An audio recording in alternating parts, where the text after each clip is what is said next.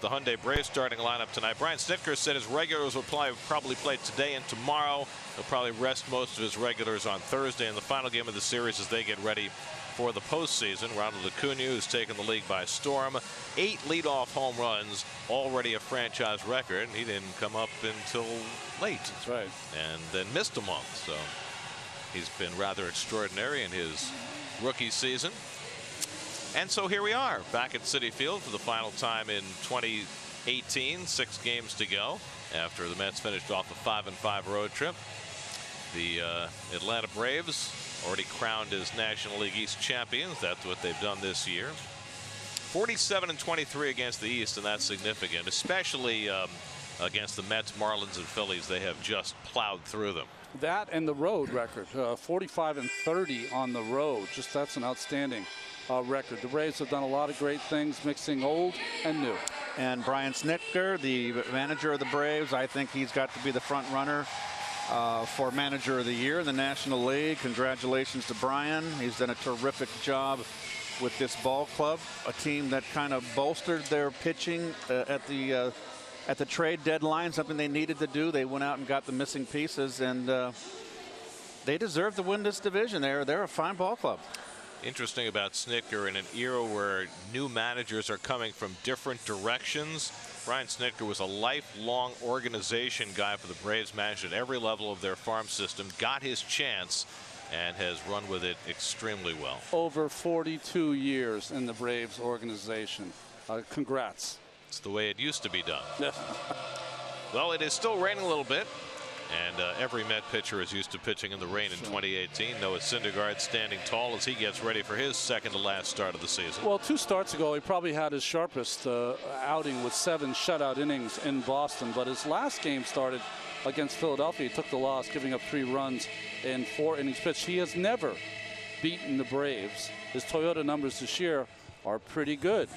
He has won 6 straight Citi Field starts. Nobody has ever won 7, and Noah has a chance to do that tonight. And your Metsy Lexus starting infield defensively. Rosario and McNeil now kind of solidified that middle infield for the Mets. Remember, it's so important to be strong up the middle. Austin Jackson in center field. Nimmo and Conforto anchor the corner outfield positions. And so after a rain delay of a little over a half an hour, we're about set to play baseball tonight. The Mets and the Braves. Braves are still battling for the potential of having home field in the division series. They are even in the win column and 1 ahead in the loss column of the Dodgers, and they are 3 games behind the Cubs amongst the division leaders in the National League. Of course, the Dodgers and Cubs are not yet home free to win their divisions. They're each only a game and a half in front heading into the final 6 days of the season. The wild card still also at play, with the Rockies a half game behind the Cardinals for that second wild card. So there's a lot to be decided in the National League. In the American League, the 5 postseason teams have been determined. And again, home field is really all that remains to be determined there. And you see Noah's record against the Braves. He had 2 starts against them early this season, 1 in Atlanta, 1 in New York. It was kind of so-so in each of them, gave up 3 runs in 6 innings each time, no decision and a loss for him. So here is Acuna, who you have to be careful with early in games, as everybody is aware, including Jose Urena. He's had quite a year, and he took over that leadoff spot, and he has not let go of it, and he is so dangerous. With his power average, I mean, look at that, 26 and 58 from a leadoff guy. And also only in 105 games, Ron, 408 at bats. So Syndergaard ready to go, and after a 32-minute rain delay, his first pitch of the night, a check swing foul, and we're underway.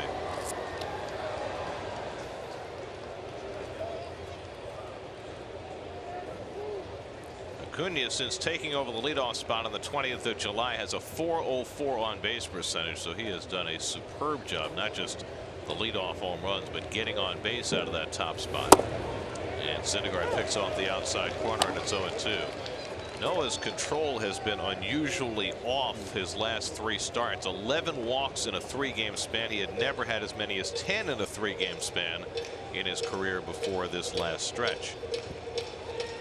He's gotten ahead on his leadoff hitter 0-2. Ender Inciarte on deck, and Acuna takes just off the plate 1-2. Was that a 96-mile-an-hour slider? Or was that just me? I think it was a sinker, two-seamer, yeah. Because we've seen 95 in his slider. I don't think we've ever seen 96. Here you're going to get a slider now, Gare. Oh, and he gets Acuna, 92 on the slider, and Syndergaard has a strikeout to start the night.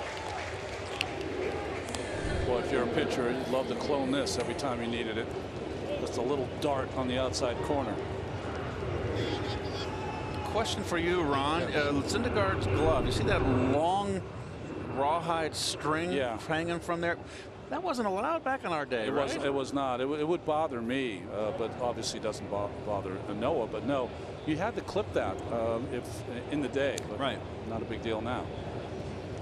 Ender Inciarte has been hot coming down the stretch for the Braves, and he takes a strike. Inciarte was taken out of the leadoff spot. In fact, moved down in the batting order for a while, but lately back up, hitting .349 the last 17 games, and always a great glove in center field. And Syndergaard throwing nothing but strikes early in this game. 0-2 to Inciarte. Braves don't like it either. The Braves are not the kind of patient team that the Phillies are. The Phillies have given Noah fits his last 2 times facing them, but he has rolled through everybody else. He had that complete game against the Giants, the 7 scoreless against the Red Sox.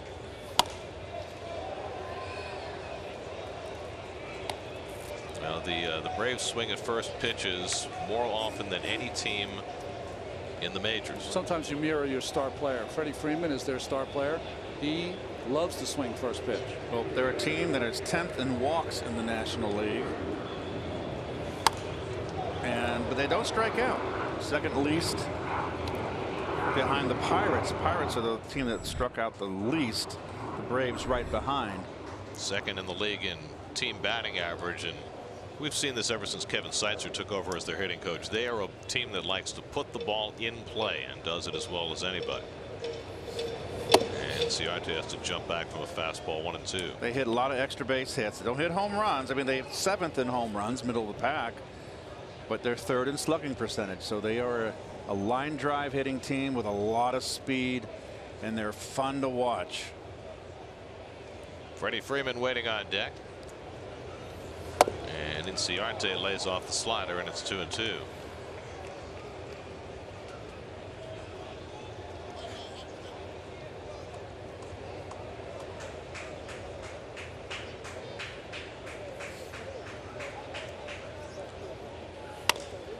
Popped up, and Rosario retreats and puts it away for the second out. So Noah has retired the first 2, and now Freddie Freeman bats with the bases empty. That's what Freeman does when he swings at the first pitch. Of course, when the first pitch is put in play, the batting average is always unusually high. It's usually a first ball fastball or a hanging breaking ball up there. Good hitters know on the first pitch, Gary, if it's a pitcher's pitch to lay off, willing to go 0-1. And Freeman puts the first pitch in play effectively again. Drops it in along the right field line. It'll get 2 bases out of this. So Freeman playing right into our graphic with his 41st double of the year. 41 doubles. That is a lot of dobles. With and go ahead. Go ahead. His swing is something you wouldn't emulate. I've said it before. He's got tremendous hand-eye coordination. And this is a ball that is up in the strike zone, inner half, maybe the middle. And we talked about first ball fastball hitting, Gary, and getting a pitch. That's the pitch that has to be a good pitch to hit. Freeman went into a slump middle of August to about the middle of September, but he has broken out of it hugely now and is right back where he's supposed to be. And here's Nick Markakis having his best year in at least a half-dozen years. Made the All-Star team for the first time. He's got 93 RBI in the season, as you see. Freeman 95. They're the 2 big run producers in that 3-4 position in the order, where traditionally the RBI bats are.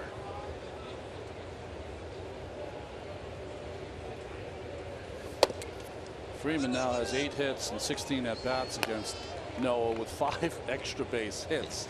You don't see that very often. I was wondering, Keith, Braves are going to the postseason. It's raining out. It's a slick track. Are you careful? Like, it looked like to me that Freeman was kind of just half stepping it because he didn't want to slip. No, I think the only time you're going to be careful is running the bases. I think if you pull up and you try not to get hurt, you wind up getting hurt. Yeah. You got a wet field, but you know the tarp's been on this field. The rain really didn't have any chance to saturate the infield. They do such a good job today in today's game as far as keeping the fields ready. Now a lot of credit goes to the grounds crew. They work very hard at it. We played 4 hours and 14 minutes in the rain on Sunday in Washington, and we may play all night in the rain tonight. Don't remind me of that game, please. Markakis lays off the curveball, and it's 3-1. Johan Camargo hitting 5th in the order on deck, and the rain has picked up a bit since the game began. They pulled the tarp because the rain had slackened. You know, Gary mentioned something too, Ron. This is an important for the Braves to get home field advantage going into the playoffs, and they're fighting it out with the Dodgers. There's everything still to play for. Braves come off a 4-game sweep of the Phillies. They clinched the division on Saturday, sent their hangover lineup out on Sunday, and they still won. Yep. Hangover lineup. I like that. Well, they had Freeman and Markakis in there. I guess the rest of the young guys figured they, you know, might have indulged a little more after the celebration. 3-2 coming, and Markakis fouls off a 99-mile-an-hour fastball. Oh, here's Freddie right here. What's going on? I think he's waving at David in the Mets dugout. Actually. I don't know what's going on.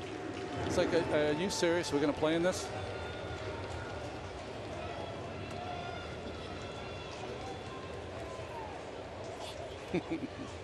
Noah's face a combination of wet and sweaty. 7th pitch of the at bat coming to Markakis, and the pitch is fouled off, and it's still 3-2. Making Syndergaard work here. As we mentioned, this team doesn't strike out. This is the way his game started against the Phillies his last time out. Threw a ton of pitches in that game. Jacob deGrom gets the ball tomorrow night for his final start of the year. He already has the baseball in hand. Pitch number 8 coming to Markakis. And that's ball 4 as he bounces a slider on 3-2. And so the Braves have 2 men on. Here's your guy, Keith, that you were talking about in the open, the unsung hero. Well, he did not start the season in as the starting third baseman. They had Flaherty over there. They had Jose Bautista, and he kind of took over in the middle of May, switch hitter. And the fact that he's 24 years of age, he fits right in with Acuna, Albies. You got Freddie Freeman in his prime. It's a young ball club. Camargo hitting .351 with runners in scoring position. That's 3rd best in the National League. So you're talking about a team that puts the ball in play, particularly in RBI spots. So in the lineup you've got Acuna, Freeman, Markakis, Camargo, all hitting over 300 with runners in scoring position. And they are 3rd in the National League in runs. Dodgers lead the National League heap in runs scored. Cardinals are 2nd, barely over Atlanta, as Camargo drills one toward the right field line and just foul. Very quick. Camargo's hurt the Mets this year more than a few times. Fan lost his glove. Nemo's so polite. Oh, so. Did he have a smile on his face? Oh, you can't throw a glove at the ball. That's 3 bases. Wow.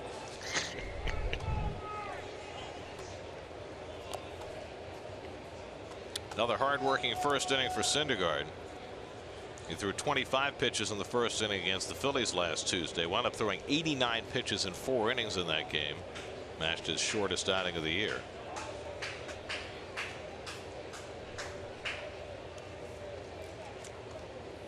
And Camargo swings through the fastball, 1-2. No. Chris Conroy calling the balls and strikes tonight. CB Buckner, the crew chief, Fielding Colbreth, and Brian O'Nora rounding out the crew. Well, Syndergaard's got his fastball tonight, that's for sure. He's throwing hard.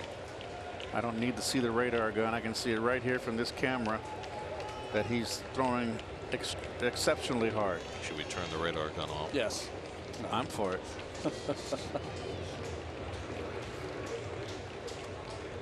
3 minutes second. Markakis at first. 1-2 to Camargo. And he popped it up. Rosario out. Calling all the way.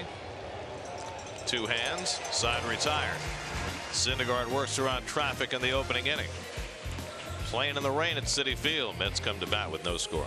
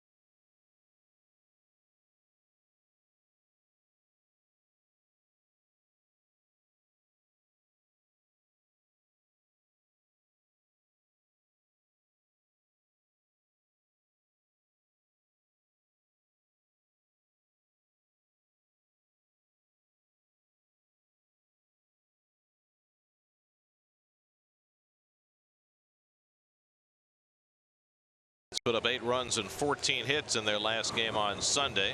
Jeff McNeil had 4 of those hits. Michael Conforto, 27 RBIs in September, leads everybody in Major League Baseball. As the Mets go up against the rookie right-hander Touki Toussaint.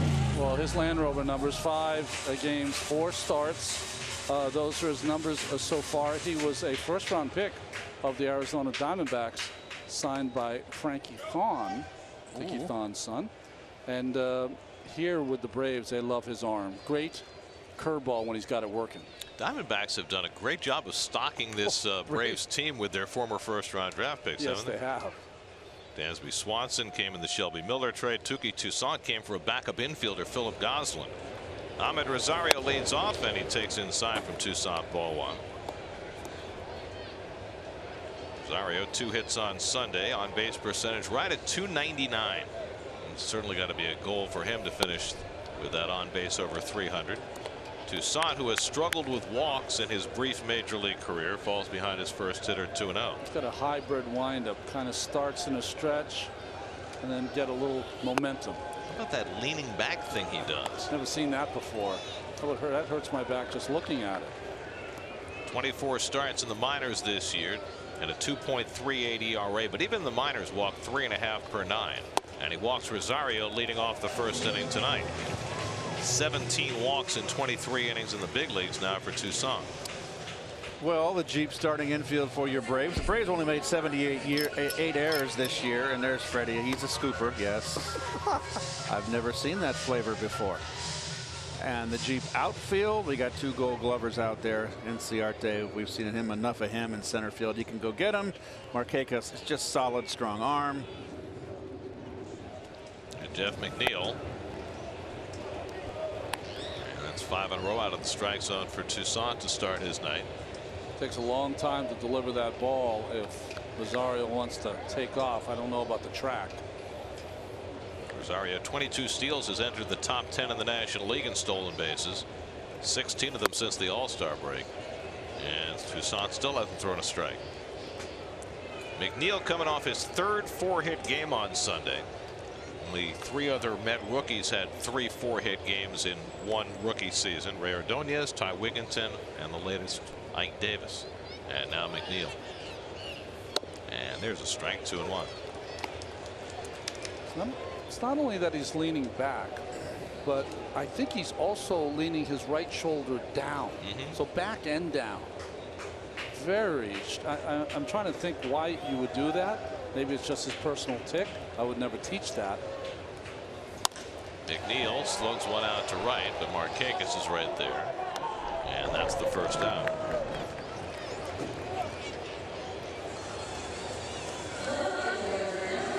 And now Michael Conforto. Conforto putting on quite a finish to his season.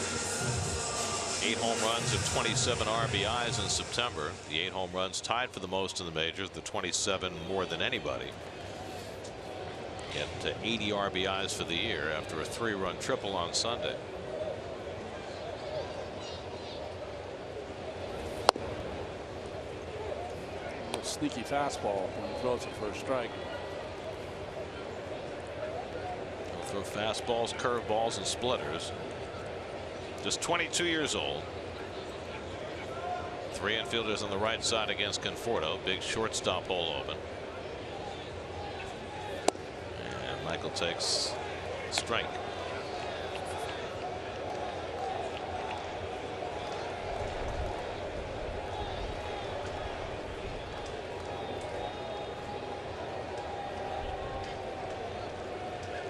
Rosario at first with 1 out. Conforto fouls a splitter at the plate. So I'm thinking as I watch him pitch, I guess every pitcher does something to correct an issue that they have. So if he's sitting back and putting his right shoulder down, to me it tells me that in the past he maybe has jumped at the hitter too quickly. Arm has lagged. So if he sits back, maybe it feels like he's going to get his shoulders level at some point, and then the timing will be better that way. It's unusual. You think in some fashion it's meant to try and simplify his delivery, because they've always talked about him having a long arm action, and that's the reason why he's had trouble throwing strikes. I think if you put that right shoulder down, it makes your arm motion shorter to the plate. Yes, absolutely. 1-2 to Conforto with Jay Bruce on deck. And Conforto lays off the splitter, and it's 2-2. Well, you would think with that tilt right there, Ron, he'd be right over the top. Yeah. But he's almost sidearm. He's 3/4. But watch his shoulder. See, when he's going to the plate, he levels them off, so he doesn't have that backward tilt when he starts.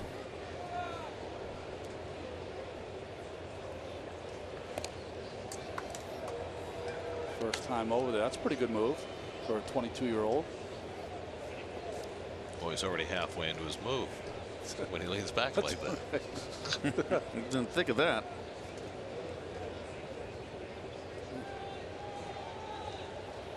Conforto grounds one down to first. Scoop by Freeman. No play at second, and he just beats Conforto to the bag. And now Camargo backing away to third to make sure Rosario doesn't take an extra base. Well, Freddie had every intention of getting the lead runner, which he had him, but he just had a tough time with the exchange. Here's the play here. He took a little bit for granted, hustling down the line. Conforto, and Freddie didn't realize how close that was. You think he picked up a wet ball, Keith? In the exchange, he just didn't have a good grip. And when you don't have a good grip and it's a close play to get that lead runner, well, you got to eat it and just get the easy out. With the Braves in the shift, third base was wide open, and Rosario probably could have walked over there before the Braves realized it and went to cover. Here's Bruce taking a first pitch curveball for a strike. Dropped an excellent hammer on him right there. First curve he's thrown tonight. Bruce 17 RBIs in his last 17 games. He has had a terrific finish after a very frustrating year.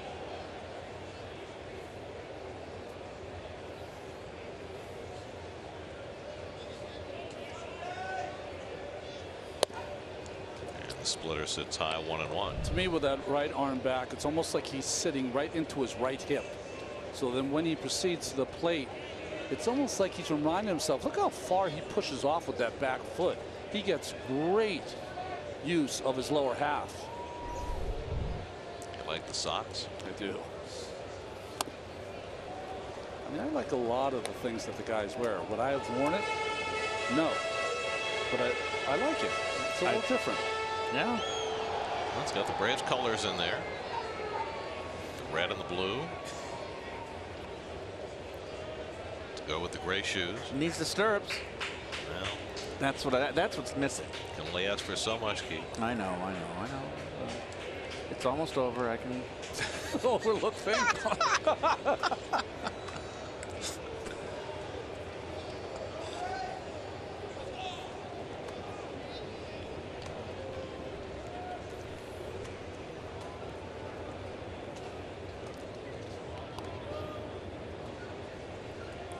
1-2 coming, and the curveball up and away. 2 balls, 2 strikes.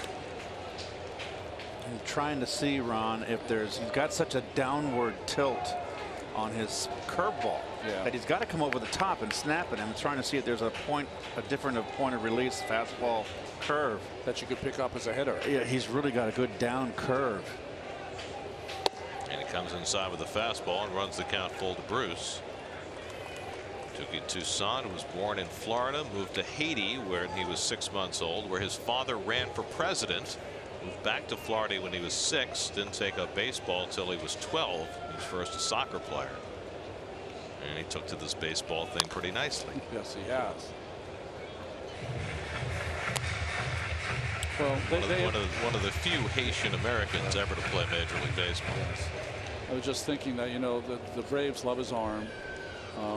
They would love maybe even to throw him in the bullpen, but I think his inability to throw strikes maybe takes him off the postseason roster, despite his good stuff.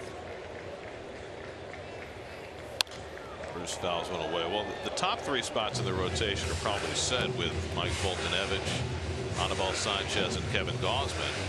The interesting part about that is that Julio Teheran, who came into the season as their ace, is not necessarily going to be in their rotation for the post. He's been the linchpin of their rotation for years, but has had a real up and down year. Bruce tries to hold, and he did not go around, and it's ball 4. So the second walk of the inning for Toussaint, and the Mets have 2 on with 2 out. What do you think, Keith? He didn't swing. Okay. Yeah, good call. Brian O'Nora, the third base umpire, agreed, and so Todd Frazier will get a turn at bat with 2 out and 2 on. So basically, they have to choose from among Teheran, Sean Newcomb, and Toussaint to figure out who their 4th starter is going to be in the postseason.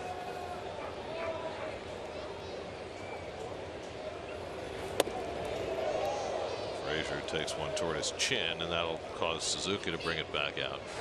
I mean, early in the season, Newcomb was fantastic. Yeah, that's right. But he really faded the second half of the year.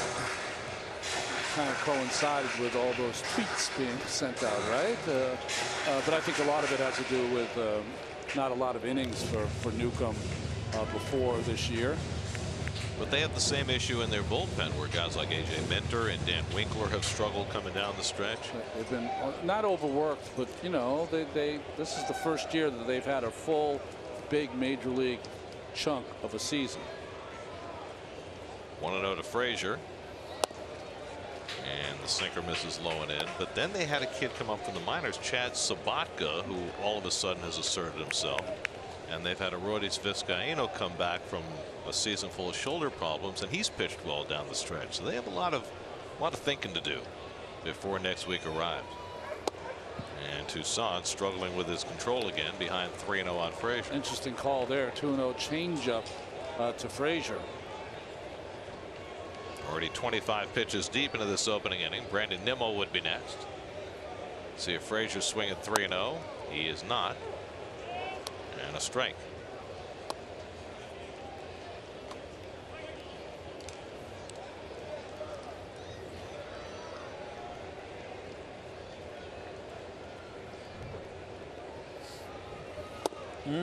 Todd goes after a sinker, and it's 3-2. So that'll get the runners in motion. Rosario at second, Bruce at first. They'll be moving with 3-2 and 2 down.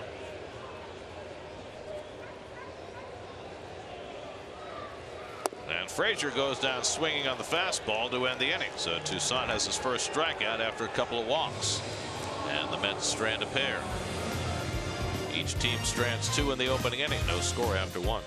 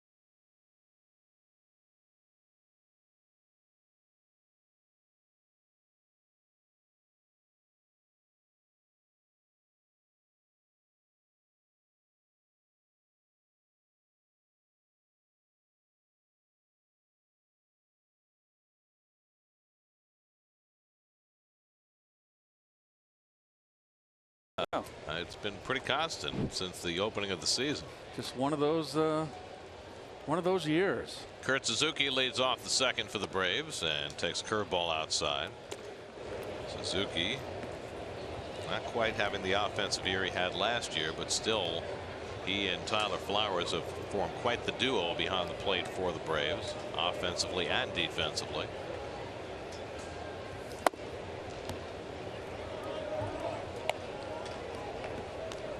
Syndergaard gave up a double and a walk in the first inning. Took him 24 pitches to negotiate.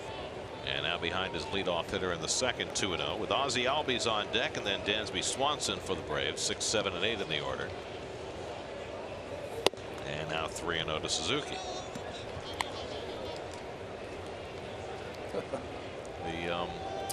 The box that they put the hot dogs in is not the most conducive to keeping the rain off.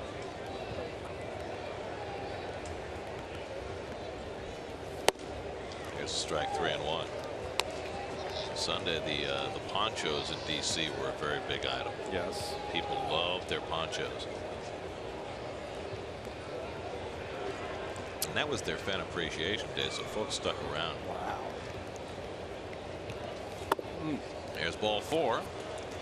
And so Syndergaard issues a leadoff walk, and his control, which is only recently an issue, continues to be a problem. Well, this is one of the things I like to see on the bench. You know, a pitching coach who's been around, working with his young pitcher, telling him what he sees out there, what he'd like to see better, and just trying to give him some encouragement as Tucson went through that tough inning. I love watching that. At one point, Chuck Hernandez was working with Justin Verlander when he was about that age. Here's Ozzie Albies. Albies, who was hitting up in the order earlier in this year. Not as good a second half as his first half, but still not bad for a guy who turned 21 this year. Well, he's more of a free swinger and a dead fastball hitter, and I think the biggest first ball fastball hitter in this lineup. You can kind of go up and down the ladder with him. He'll chase, but he swings the bat, and he is a serious threat. You remember early this season him ambushing Syndergaard for a first inning home run on a first pitch fastball. That's right. I think the first time he faced him this year. But this team hustles too. They run things out, everything out.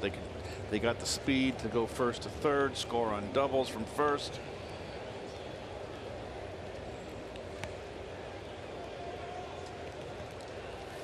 Albies breaks his bat. Frazier going to flip to second and get the force on Suzuki. Smart play by Todd, who probably would have had no play on Albies at first. I can hear that bat yelling in pain on that one. Oh, did he get sawed off? Oh, it happens. Not the part of the bat you want to use. Eric Young Sr., you know he's making fun of him right now at first base. Well, here's the plus on that play for Albies. He scored 103 runs this year. Now he's on base. There you go. Most runs scored by a Brave since Chipper Jones 11 years ago. There's Dansby Swanson hitting 8th in the order. And Albies another guy that can steal a base. 13 steals this year, and Syndergaard makes that a close play. Getting a little dangerous out there in the field, by the way. Guy throwing 100. Good move. We saw the good move in Boston. Remember the pickoff? His move is getting better. I like it. Let's put some work into it. He's given up 32 steals this year, but he certainly has worked hard on that part of his game.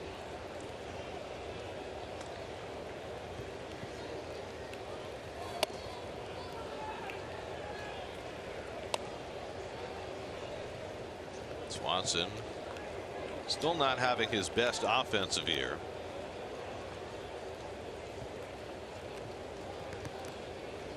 Good numbers against Syndergaard. Seems most of these Braves do.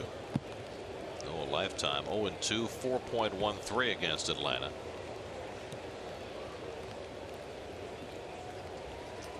Might have made the defensive play of the year for these Braves team. Their defense has really improved with Ron Washington as their infield instructor. Runner on second and third in Arizona, tying run on second. He dove for a ball, kept it in play, and tossed him out at home. Throw out Nick Ahmed at the plate against the guy basically who took his spot when they decided to trade him away. Remember? That's right.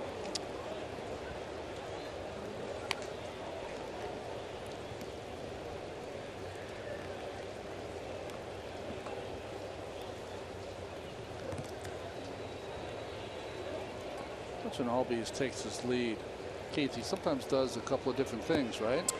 Yes, sometimes he puts both hands on his knees like that, and another time only one. And here he does the switcheroo. What does it all mean? Is that a tell? I think 2 hands on his knees, he's going nowhere, and once he releases one of the hands, puts it to his hip, that means he's thinking of going. You know who used to do that in his heyday? Jose Reyes. Yes, all the time. Used to be a tip-off.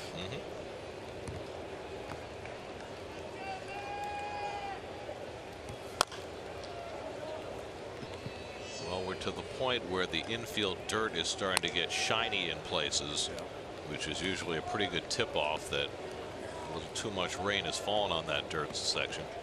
We thought there could be a chance that this game would not start until real late, because of the weather forecast says it's pretty heavy until 10 o'clock, 11 o'clock. Well, the weather forecast improved somewhat, but the weather has not gotten better, at least not yet. There's the forecast, and then there's the actual weather. And time was asked for. Even if you hear time, you should toss it over there just in case.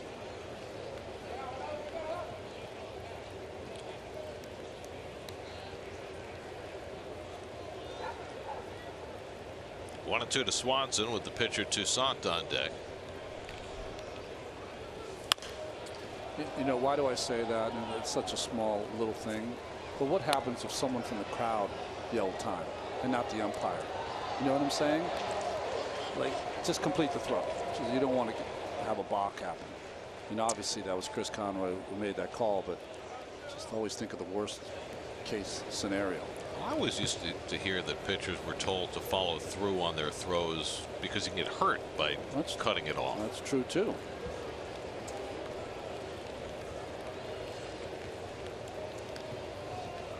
One-two coming to Swanson. And the curveball laced to center, but Jackson comes in front of it. And that's the second out. Albies back to first, 2 away. SNY Super Slow Motion is brought to you by your Mercedes-Benz Tri-State dealers. Mercedes-Benz, the best or nothing. There's nothing like water in super slow motion. That's right. I believe that's why super slow motion was invented, to give us views of water. Touki Toussaint, pretty good hitter. In the minor leagues this year, he had .333. 1 for 8 so far in the big leagues. And he takes ball 1. Toussaint said when he first switched from soccer to baseball at age 12 that he struck out 23 of his first 25 at bats. So he was destined to be a pitcher right from the start. Right. But then he got better.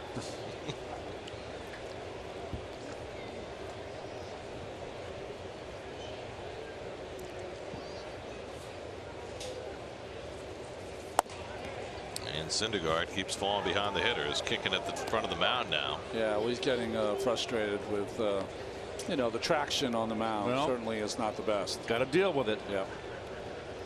Sometimes, you know, you have to, and I know this sounds silly, sometimes you have to kind of alter your motion a little bit and just shorten your stride, you know, change it a little bit. And I know that probably sounds contrary to what a lot of people think today, but that's what you have to do. Fields weren't as nice as they are now.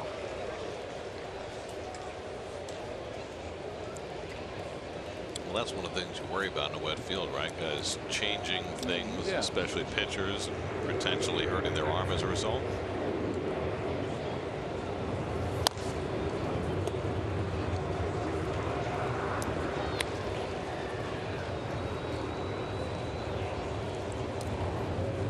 This ball's so wet he couldn't hold it. That's right. Surprised they haven't taken it out of play yet. Actually touched the ground.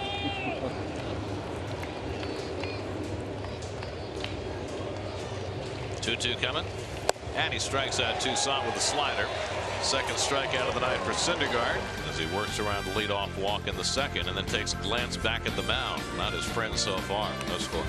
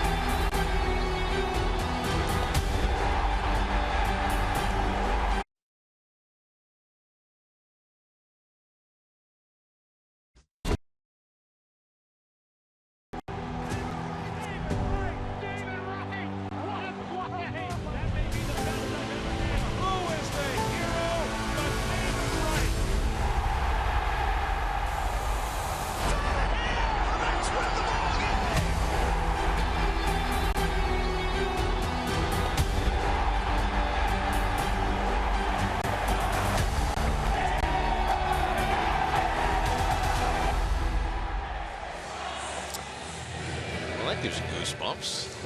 David Wright back as an active player tonight. Preparatory to his final big league start on Saturday. Available to pinch hit, but as both John Ricco and Mickey Callaway said today, likely not to pinch hit in this series. Might on Friday against the Marlins, and then he'll take the field Saturday before a sold-out house. And what a night that'll be, as the Met fans get set to say goodbye to their captain. Charlie Culberson is in play shortstop for the Braves. I don't know if something happened to Swanson or they're just concerned about the field conditions. But Swanson, after lining out in the top of the inning, has come out of the game. Brandon Nimmo leads off for the Mets in the bottom of the second. Nimmo starts the ninth, third in the National League with a .397 on base percentage, trailing only Joey Votto and Lorenzo Cain.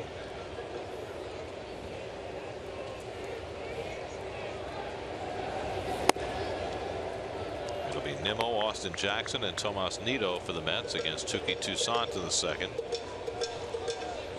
Took Toussaint 28 pitches to get through the first inning, around a couple of walks.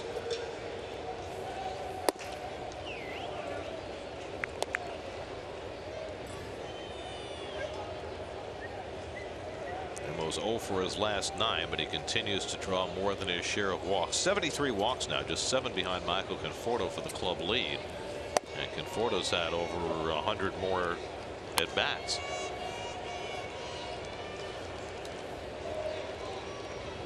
And in those 22 hit by pitches, and I can understand why his on base percentage is so high.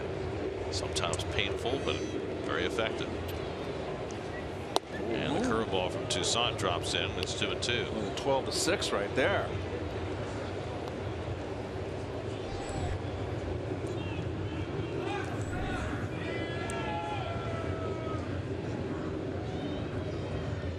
Jackson and Nido to follow. And Nimmo takes a splitter up and away, and it's 3-2. One thing you have to say about Toussaint, watching him early, he's got great movement on all his pitches. Yeah, he does. We saw him throw 3 straight sinkers to Todd Frazier to strike him out. 3-2 to Nimmo leading off the second, and Brandon takes ball 4. Brandon Nimmo talked earlier tonight with Steve Gelbs. Steve asked him to assess his year. I hoped that the work that we were putting in would make me a better player. I didn't know how good of a player. You know, I don't know if I could have reasonably thought up this season, especially with the way things started. You know, it was pretty clear to me that, and had been communicated to me that, you know, I was going to be in there until some guys got back, and then when some guys got back, you know, I was going to resort back to a bench role. So I had accepted that. I was going to try and do the best I could at that, but then, you know, obviously some injuries came into play, and I don't think I could have dreamed up this season, to be quite honest with you. It's been everything I've hoped for and more, and you know, it's definitely opened even my eyes to what I can do on the field. So I was hoping that there would be a jump, and that you know, I could turn into a player like this. And K Long, when he was here, you know, talked about that in 6-2. That this is the potential that was inside of me. But it's nice to see it come to fruition, and I don't think I could have dreamed that up before the season started. Well, I think it's fairly clear that Brandon surprised himself and surprised the organization at what he has accomplished this year. Yeah, he should be very proud of himself, huh, Keith, with the year he's had. Well, he needed the opportunity, and it was unfortunate. You know, you never want your teammates hurt going on the DL, but, you know, you're there, you're part of the team, and he got his chance to play, and, you know, the Mets just could not take him out of the lineup. And his improvement against left-hand hitting is astronomical. Yeah. Left-hand pitching, excuse me. We edited it out. He said the highlight of his year was doing the commercial with Keith and I. It wasn't the portion.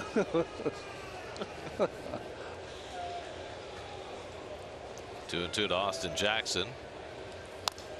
He fouls off the splitter.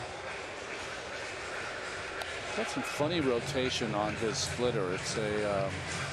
It's not a true split fastball where it goes straight down. It kind of hovers.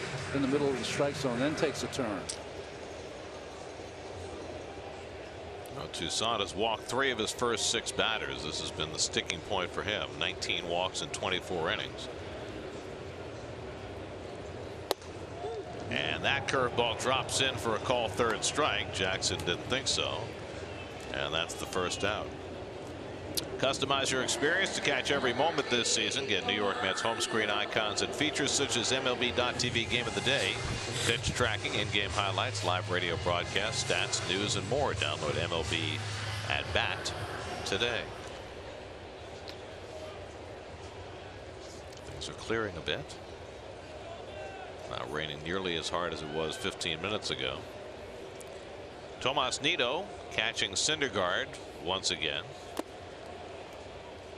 His last start was in Philadelphia, the last time Syndergaard pitched.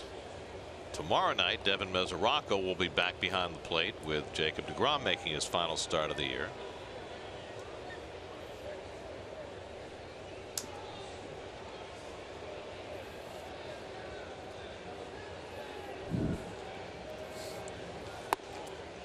I should probably put that with an asterisk because Jake is still lobbying to be able to pitch again after tomorrow night, but it's almost certain that tomorrow will be his last start as he tries to solidify his hold on the Cy Young Award. Yeah, if he throws a extended 7, 8, 9 inning gem, then it will be.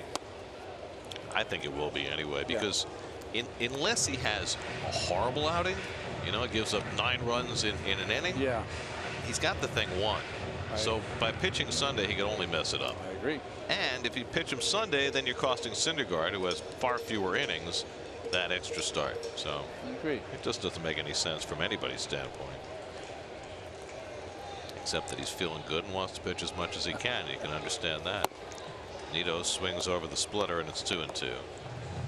I think he just doesn't want it off the table. Gives him an option. Nido hasn't been up enough to be the personal catcher of Syndergaard, but we do know that Syndergaard likes throwing to him when he's here. Yeah, the last few starts, they've felt good together. And that curveball drops in, strike 3 called. So Toussaint gets back-to-back call 3rd strikes with his curve. So up and down the rail does Toussaint. He has that fastball that sometimes can reach 95, a split finger that goes 85, and the curveball, which is around 75. No, he's got a lot of spin on that breaking ball, and that's why he gets that good, obviously the break. I mean, the harder you can spin it, the better the breaking ball. Noah Syndergaard has 5 hits this year in 42 at bats. No home runs, which puts him 2 behind Steven Matz for the club lead among pitchers. So you weren't there. So am I still in the books? No. You weren't there for Steven Matz's start on Sunday. So riddle me this, okay? Yeah. He comes into the game, one of only 3 pitchers in Mets history to homer in consecutive starts. Nobody's ever done it 3 straight. Nobody in baseball had done it in 45 years since Ken Brett. And his only plate appearance, they had him sacrificed. Oh, come on. Now, they didn't know at the time it was going to be his only plate appearance. He only lasted 3 innings in the game, and that's on him. But come on, you got to let him swing the bat, right? Well, I was always happy to be in the books with Seaver, and I'd love to share it with Steve. He'll have another chance. He's that kind of hitter. Did you think you would have another chance? If I was real honest, and I think I'm more honest about my playing ability now than I was when I played, I was a warning track power kind of guy. And I thought I had more power than I thought. But some places the fences are closer. I was stunned you hit him 2 in a row.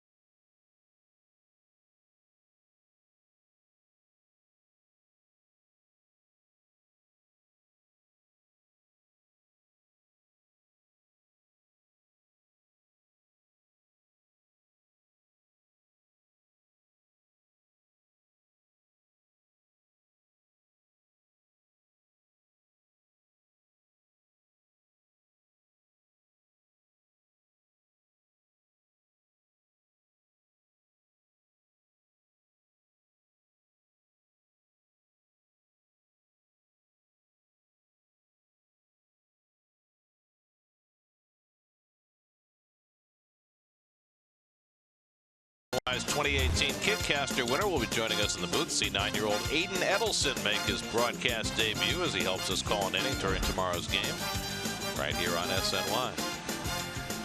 How excited he is. I love it. Russ Ralkin, our stage manager, get the bar stool ready. The kid's coming in. But the kid doesn't get the bar stool. No. The kid gets the real seat. That's right. Noah Syndergaard, after making the final out of the second inning, waiting for the grounds crew to do some work around the mound, and just getting his warm-up tosses in before he starts the third. Gives us an opportunity to present tonight's Verizon trivia question. With the 4 pitchers with 150 or more wins in the 1990s.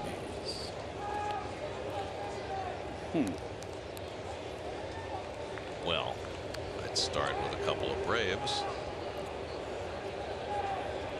Would they all 3 be Braves? What did we say, 4? Or looks for 4. 4. Ronald Acuna takes a curveball for a strike. Well, 1 went into the bullpen, so that may have cost him the. Yeah, but that wasn't until later. But it may have cost him. I'm trying to think of the other 1 or 2.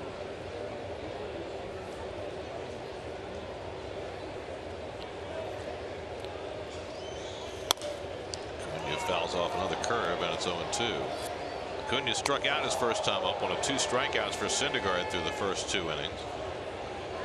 42 pitches for Noah through those first 2.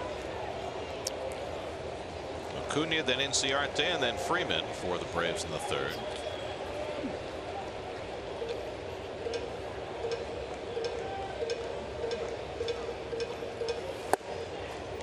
That fastball inside 1-2. So we were talking about Syndergaard working with Nito.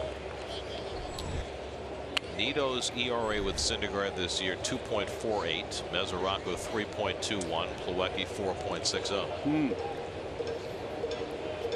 So the numbers will tell you that Syndergaard and Nito have been the most effective combination. And sometimes it's not scientific, folks. Sometimes you just match up and your brains match up when you're on the mound with a certain catcher. You just I don't know, you seem to be simpatico all the time.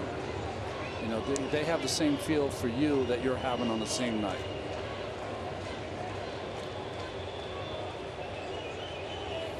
Struck him out with a slider, so Syndergaard gets Acuna for the second time. 1 out of the third. Well, he's got a good slider tonight. I mean, sharp, late break, not a big break, so it looks like a fastball 3/4 of the way there. He's got the good fastball working too. When he throws that hard slider, it's difficult for a hitter. So now Inciarte, who popped up his first time up.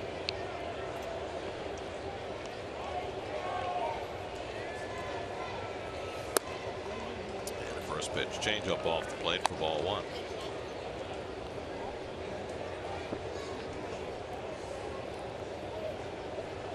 Syndergaard has won his last 6 Citi Field starts.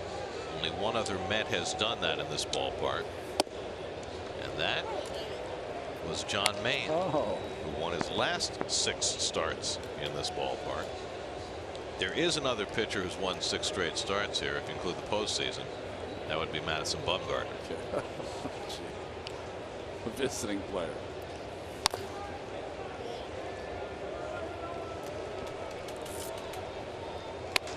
So Noah with a chance to become the first ever to win 7 straight starts in this park.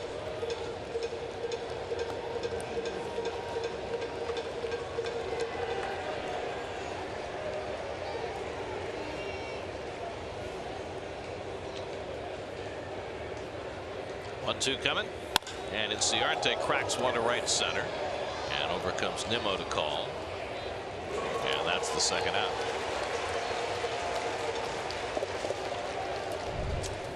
Inciarte felt he missed a pitch to hit, hanging breaking ball, and he did. So now Freddie Freeman, who jumped on the first pitch he saw in the first inning and hit a double into the right field corner.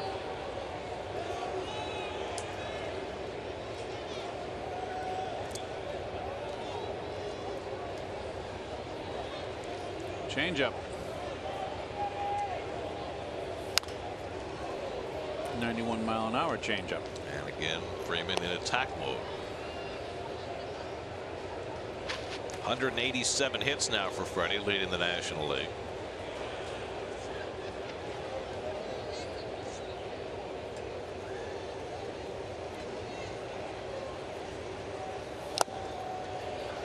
Another change up, and it's 0-2.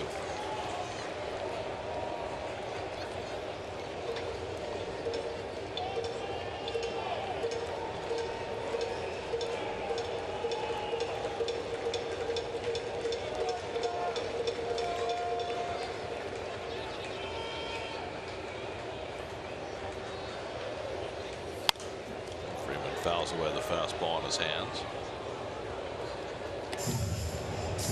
Well, the Braves have already locked down the National League East. The Nats passed the Phillies for second place yesterday.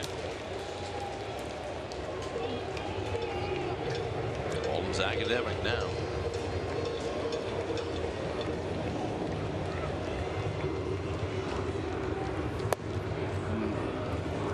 Changeups and 4 pitches to Freeman. Boy, he is a tough out. It almost seems like he's set up for something, a slider down and in, but boy, you better get it in there. Freeman has struck out 125 times this year. Shook off. He wants a fastball in. And he strikes him out with the fastball to end the inning. 4 strikeouts for Syndergaard, his first 1-2-3 inning of the night.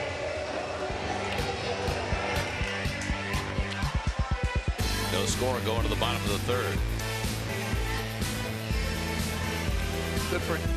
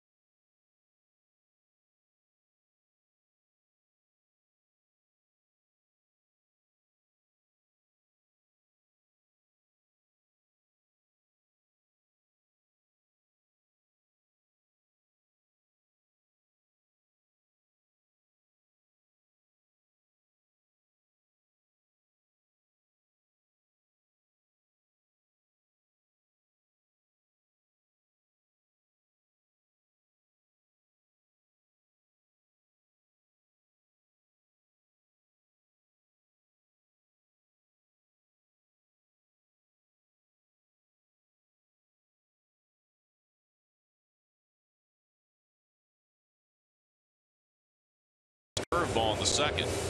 Well, that one was borderline. I think it could have been high, but it got the call. This is the good one right off the table. And there's a back door. So he's got like a 12-6. A lot of spin, a lot of bite. Ahmed Rosario starts the second time through the batting order and takes a strike. Rosario walked on 4 pitches leading off the first inning. One of 3 walks for Tucson. 3 walks, 4 strikeouts, 2 balls put in play. First time through the order. Baseball 2018. Rosario gets under the curveball, hits it out to deep left center, but Inciarte has room and picks it off before the warning track for the first out. Jeff McNeil coming up. We check in with Steve Gelb. Steve. Gary, you guys were talking about that Tucson curveball. He may want to avoid throwing that to Jeff McNeil. What's become clear is that McNeil, when it comes to off-speed and breaking pitches, is as elite as they come in Major League Baseball. He's hitting .429 on non-fastballs this season. That's the best in the major leagues, minimum 50 plate appearances. about 200 points higher than Major League average, and he's hitting for power with it as well, slugging .714, second in the majors on non-fastballs, only to Mike Trout. So what does that tell you as a pitcher, Ronnie? Does it tell you to stay away from the off-speed stuff, or do you just have to be more judicious with it? I don't know. It's too early in his career. Not that many at bats for me to completely like sell out that he's a great breaking ball hitter. But that's what you usually do. You try to test young hitters with breaking ball. But he might be inexperienced at this level, but he's not young. You know, he's hit 300 many times in the minor leagues. Bouncer toward the middle. That'll go through for a base hit. Well, he hit a fastball that time. And McNeil's got the Mets' first hit of the night. And another factor as far as evaluating, these are analytics that say that he's a good breaking ball hitter. He's got that low ball swing, which makes him a good breaking ball hitter. What is the quality of the breaking ball? Right. Does analytics tell you that? Is it a hanging slider that he's getting, or a mediocre breaking ball? Is there analytics that say he's hitting a breaking ball as not as good as quality as Toussaint's? Which always is the sticking point when you try to evaluate players who come up and get the majority of their at-bats in September. Now, in McNeil's case, he got a bunch of at-bats in August, and so you have a little bit better sample size for before the rosters expand. But that's always been an issue, right, when you evaluate players based on their late season performance. And do the people down there, can they recognize, I certainly can, as a ground ball foul there, a mediocre breaking ball as opposed to an outstanding breaking ball. So, you know, guys that just throw lazy breaking balls, boy, you got a slider speed bat, yeah, you're going to hit it. It's a good pitch to hit. But when they throw that snappy Tom at you, the guys that can hit that, Freddie Freeman comes to mind, those are the hitters. So I'm not taking it away from Mr. McNeil. Jeff has done a fabulous job, and it's just a little small slice we've seen so far, and they got a bright future. Conforto drives one out to center field. Inciarte way back. It's over his head, and it's off the very top of the wall. McNeil to third. He's going to be waved home. The relay throw by Culberson to the plate goes to the backstop where Toussaint's backing up. Conforto with an RBI double. Missed a home run by about an inch, but the Mets have a 1-0 lead. It hit right on the orange line. 81st run batted in for Conforto. First ball fastball hitting right on the beam there. Conforto very strong. Yep, and that was not a home run. And let's take a look at Mr. McNeil on the bases. He runs the bases wonderfully. He's a smart base runner. The umpire's going to take a look at this just to make sure. Crew chief review, but clearly it is not a home run. Usually you say by an inch. It was by an inch that he missed that home run. You know, just to go back, well, we'll watch it off the wall here. And just hitting that little crease of the two panels. I don't think you can hit a deeper ball in this park without hitting a home run. Well, here's McNeil here on the bases. Look at that. Very good. The ball's hit. That is just really outstanding. He knew the ball was hit extremely deep. And he got almost to second base, and he winds up scoring. Keith, he's a really good base runner. He's very smart. He's very savvy. No question. And the umpires will confirm that it is not a home run. And leave Conforto at second base. 24th double, 81st run batted in for Conforto. What a finish. 28 RBIs now in September, the most in the majors.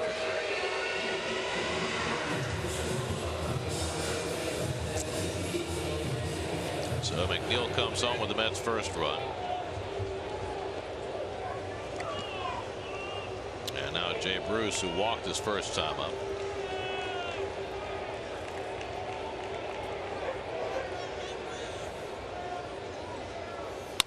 And he grounds one toward the hole. Base hit. Conforto being waved around third. Markakis will not make a throw. Jay Bruce with an RBI single. The Mets with 3 straight hits, and it's 2-0 New York.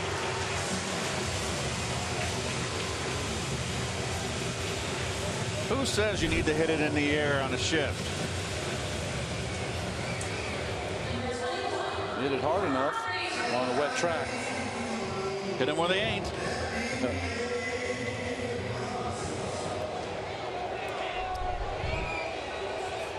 So Bruce drives in his 37th run, his 18th in his last 18 games. And now Frazier has struck out his first trip. And Suzuki has to backhand that one to keep it from going to the backstop. So Toussaint, who issued 3 walks in the first 2 innings, but was able to work around them. Second time through the order, the Mets are hitting him. And a curveball in for a strike to Frazier. Here's an interesting thing about the Braves pitching staff. Their pitching has been really good this year, 5th in the league in ERA. They've given up the fewest hits of any staff in the National League, but the most walks, which I find startling for a pitching staff that has as good an overall number as they do. Well, that means that they pitched well with traffic, with runners on base. That's the only thing you can take from that. They also have some young people taking the mound, you know, Toussaint and Newcomb, of course, is a young pitcher. They pretty much kept the ball in the ballpark, too. Right. Second fewest home runs allowed in the league. 147 coming into tonight. Starter's better than the bullpen.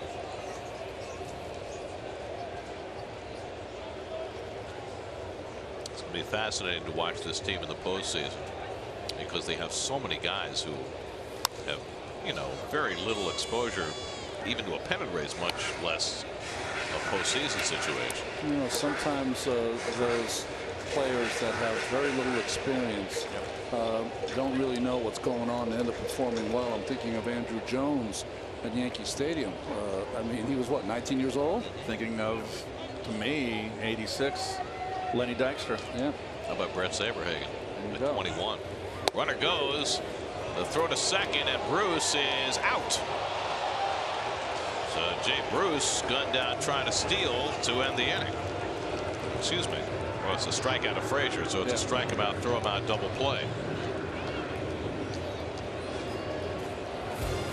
Ran right into the knee of Albies, and that blocked him off the base.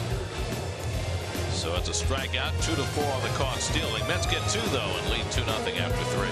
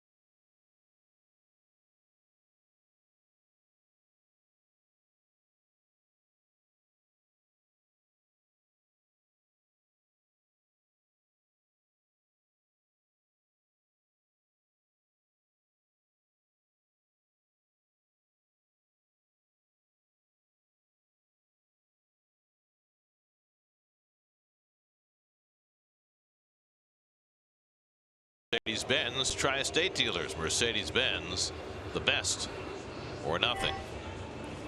The dirt is good on the super slow, not as good as the water. Thank you, grounds crew.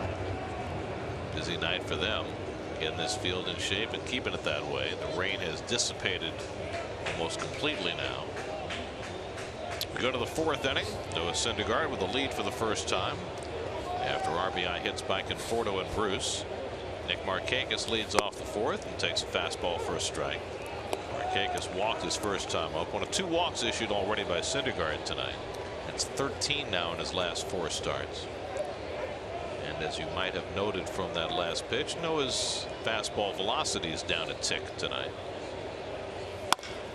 Breaking ball line to the left, and Markakis serves a base hit.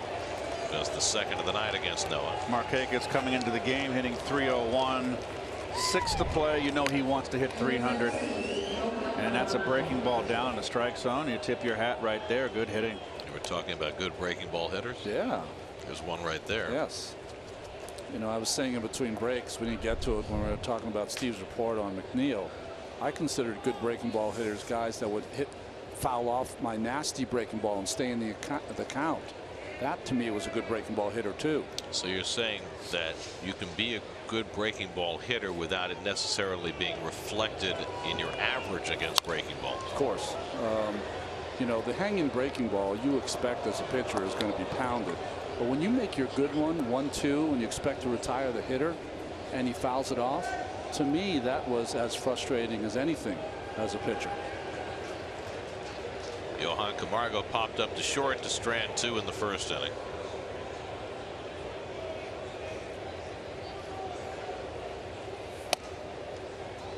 And Noah runs one inside, a ball and a strike.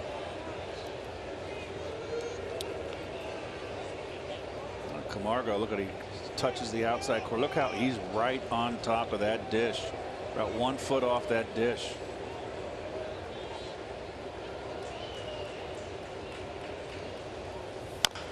Other than Anthony Rizzo, can you think of anybody else in the league who stands that close to the plate?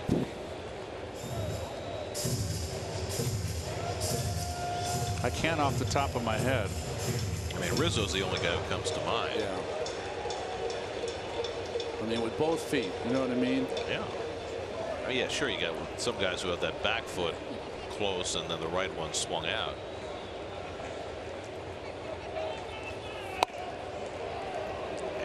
You know, if you get a guy with a stance like that, Ronnie, your temptation is to throw him inside as much as possible, right? Your temptation is that you have to do that. You have to crowd him. The problem for a pitcher when a guy's that close is that when you throw a pitch outside, you've got to get it a little further out because the outside corner is the middle of the bat.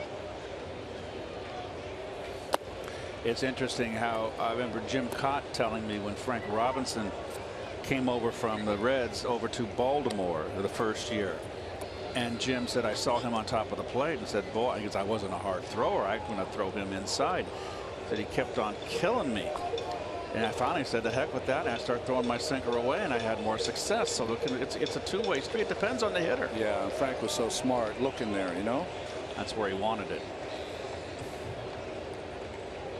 Vito sets up inside. Markakis runs and Camargo flies one out to center. Jackson has room. And back to first goes Markakis, one away.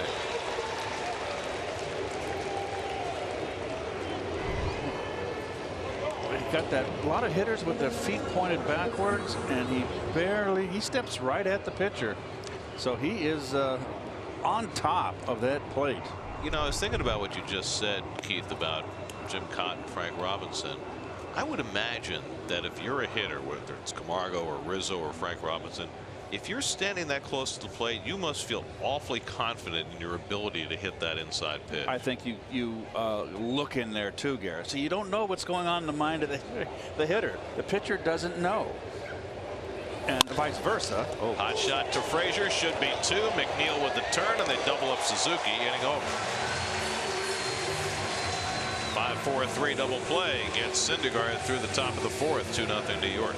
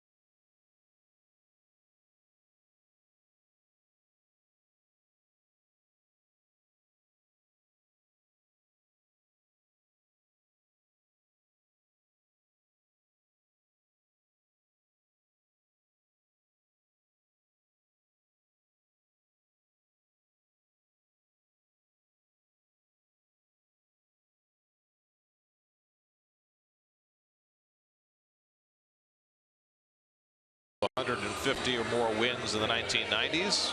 Well, only 2 Braves, and then Clemens and the big unit. Oh, I forgot about Randy Johnson. I did say Clemens. Ronnie nailed it. Oh, Ronnie. But I only got the 4th because of you, when you wrote down Clemens. Smoltz was tied for 5th on that list with Kevin Brown. And then David Cohn was 7th. Kevin Brown, boy, nasty.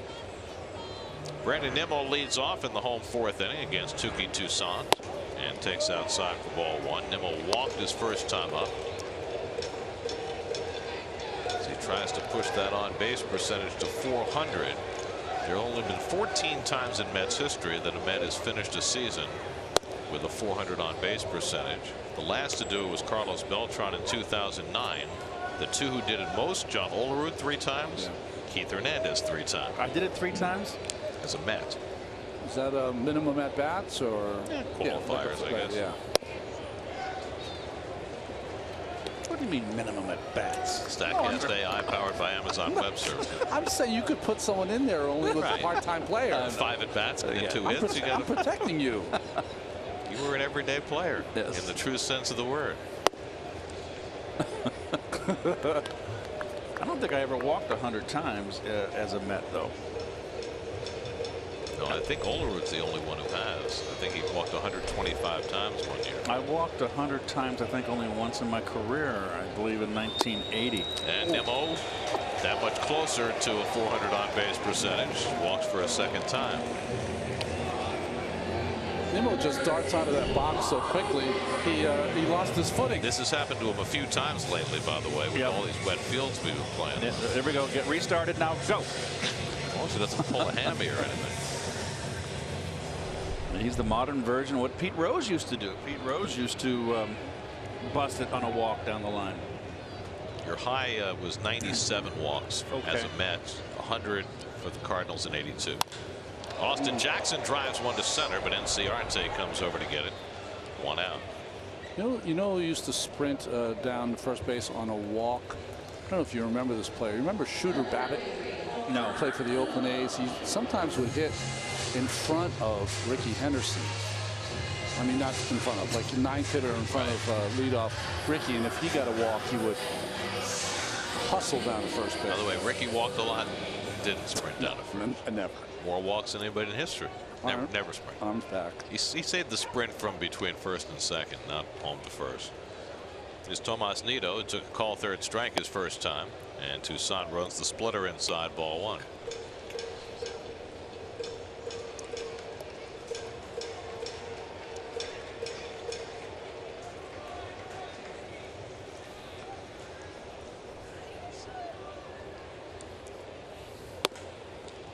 Fastball on the corner, 1-1.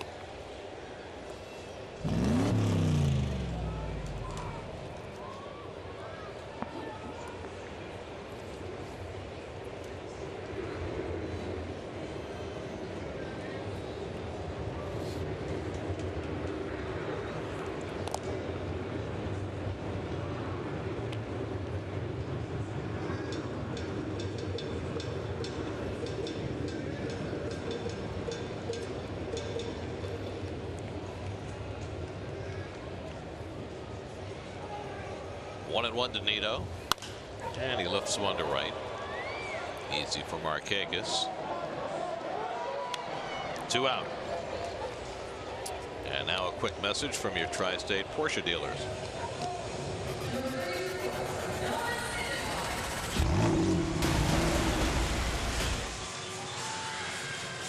So now Noah Syndergaard has struck out his first time up.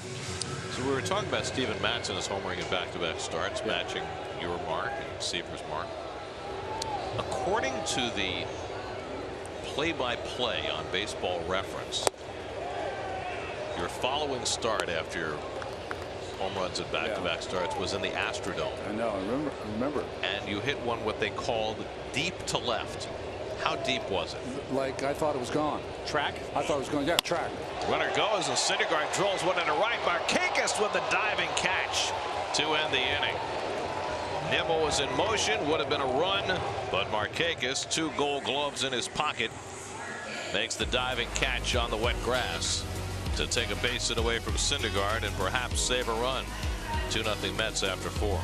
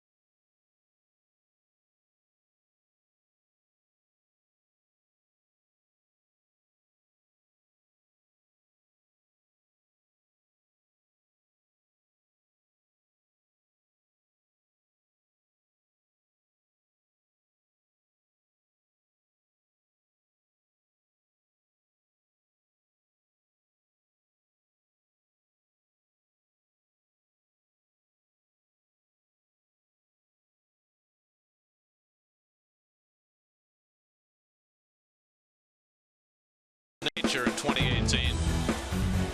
Best ERA in the game by far. One more start to make in 2018 for Jacob deGrom. It'll be tomorrow night as he takes on the Atlanta Braves in the second game of this series and tries to nail down what he hopes will be a Cy Young Award. Only 3 Met pitchers have ever won one. Tom Seaver, Dwight Gooden, R.A. Dickey. Those are the numbers coming into tonight. Max Scherzer, by the way, is pitching tonight. He's already struck out 10 to reach 300, an exalted plateau. It's going to be my opinion is that the vote should be closer and that deGrom will win, but I think deGrom's going to win in a landslide. I don't think it's going to be close. Yeah. I think that he would have won comfortably anyway, but he's gotten so much attention this year, not just for how brilliant he's been, but for how unlucky he's been as far as wins and losses, that it's only going to get him more votes than he would have gotten otherwise. Ozzie Albies pops up the first pitch. Todd Frazier waits for it to come down.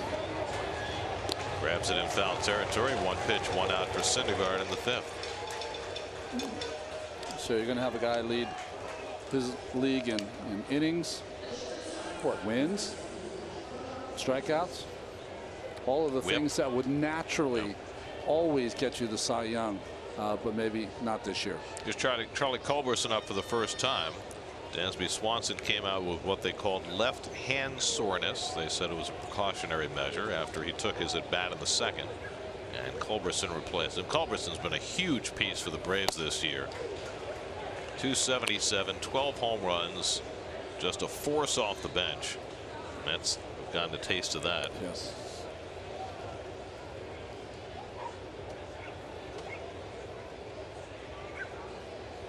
Well, he was an important piece in the postseason for the Dodgers as well last year.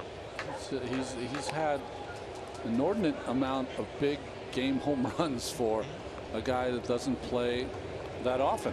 Doesn't hit that many home runs, but they all seem to come in big spots.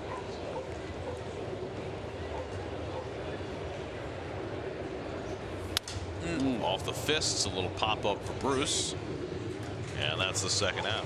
That's about the 3rd or 4th bat that Syndergaard has got today. It looks like that 2-seamer, Ronnie, which he's been throwing kind of like a sinker. It's more boring inside on right-handers. That's a great way to describe it, and it's late too, Keith. It's not coming out of his hand early that they can recognize it. Now that is an effective pitch for, I like that type of fastball better than him throwing the sinker. I mean, he's been hitting the corners really effectively tonight, both sides. Toussaint swings at a high fastball.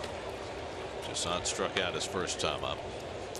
By the way, Scherzer with the 300 strikeouts. Since 1990, there have now been 6 pitchers strike out 300 in the season. Randy Johnson, Kurt Schilling, Pedro Martinez, Clayton Kershaw. Last year, Chris Sale. And now this year, Max Scherzer. It's quite a feat. Would Nolan Ryan strike out 383? 383, yeah. But you know, that's in over 300 innings. Yeah, around. well over. I think he had like 340. I think it was something ridiculous. Yeah, but you know, throwing 300 innings is a feat too. Yeah. Yes.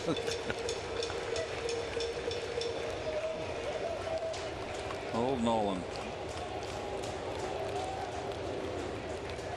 0-2. Off the plate to Toussaint, 1 and 2.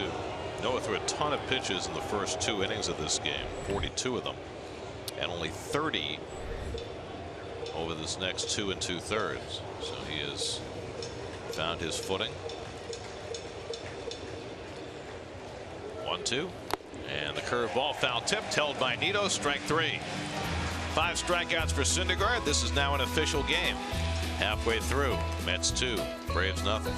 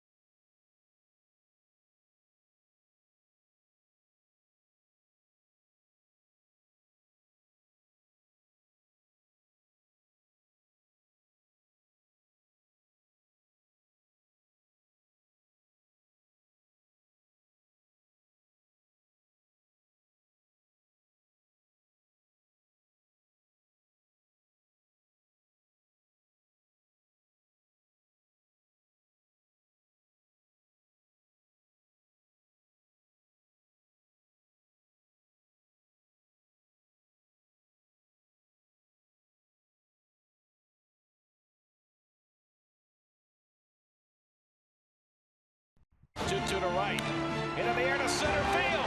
David going back to the warning track. It's over his head, and the Mets win it. David Wright with a walk-off hit in the bottom of the 9th off Mariano Rivera, and the Mets have taken Game 1 from the Yankees, 7-6.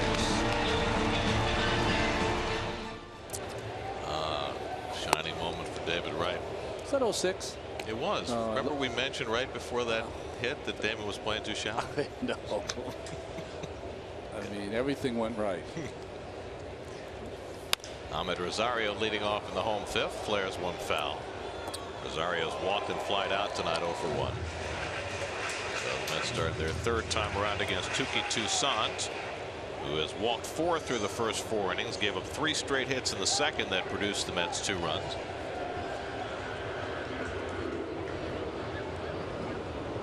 Rosario, McNeil, and Conforto for the Mets in the 5th. And Ahmed scorches 1 to short. Right at Culberson, throws him out 1 away.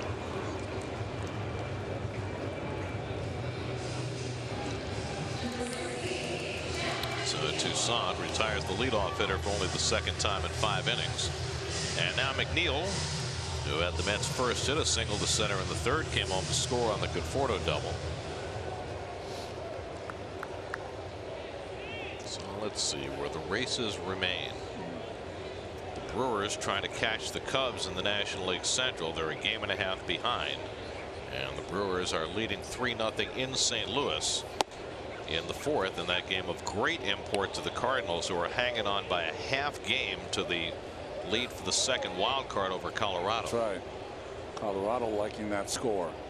Rockies are scoreless with the Phillies after 2. McNeil pops one up into shallow left center, and Inciarte comes in. 2 out.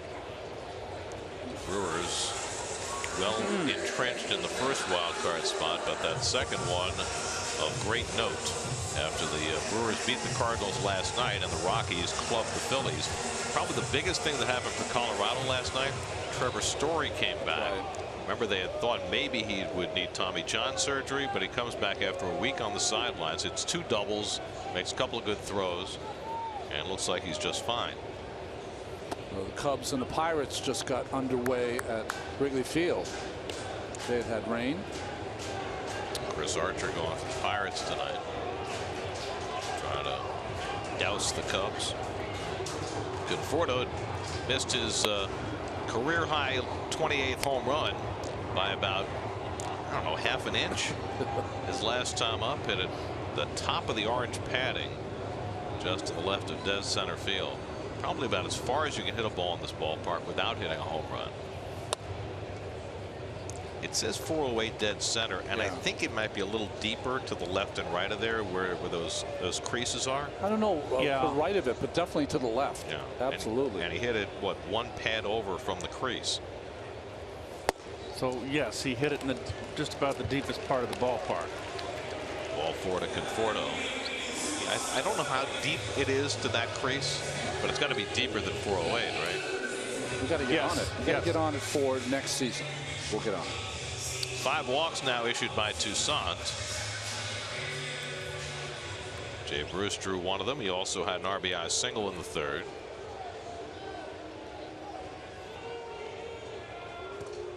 '22-year-old Touki Toussaint, just his 5th major league start, and you can see that he's got a fairly special talent. Yeah, there's a lot there to like. You know, certainly not refined at 22, but I think Chuck Hernandez, the pitching coach, is going to enjoy working with this young man the next couple of years. Statcast AI powered by Amazon Web Services.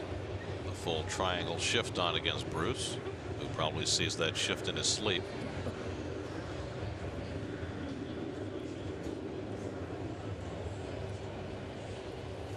He threw the shift his last time up. That sometimes works. I was thinking that that probably is the most difficult for players who've played so long, that this defensive shifting started while their career was in mid-run.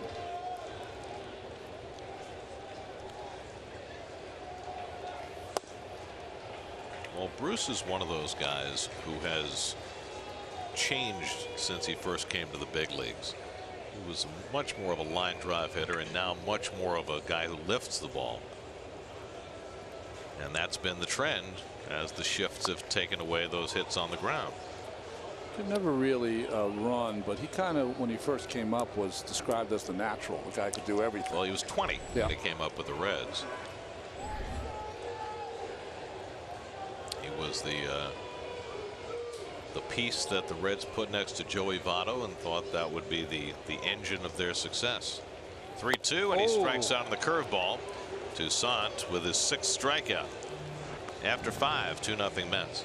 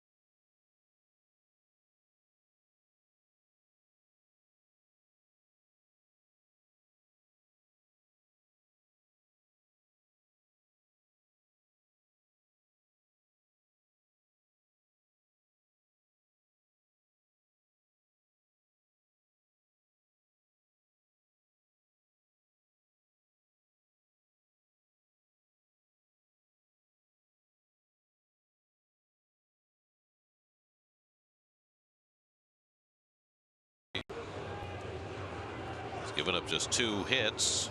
Walked 2 in the first 2 innings, none since. He'll start his 3rd time around the batting order facing Ronald Acuna, who has struck out in each of his first 2 at-bats. And Acuna goes after a first pitch slider, 0-1. Acuna, Inciarte, and Freeman for the Braves in the 6th.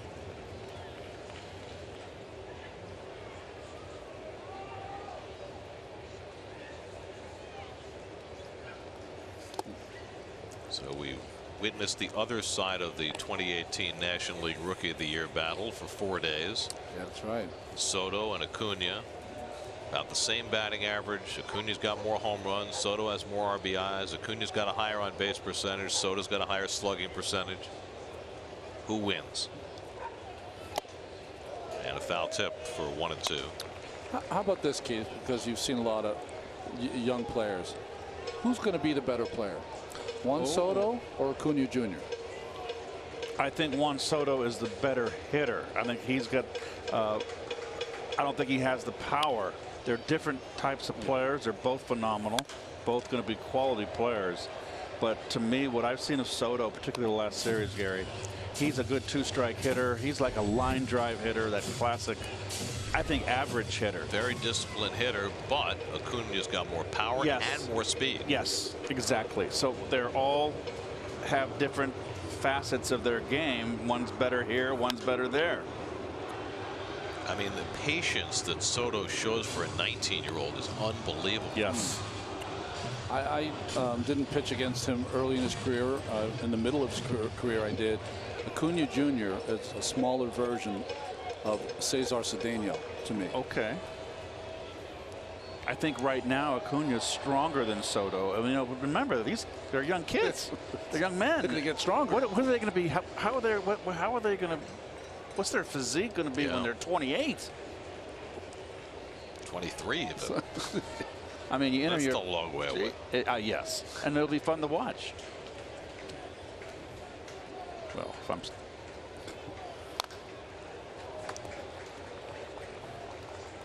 Well, the Mets are going to see plenty of both of them for a long time to come. That's right.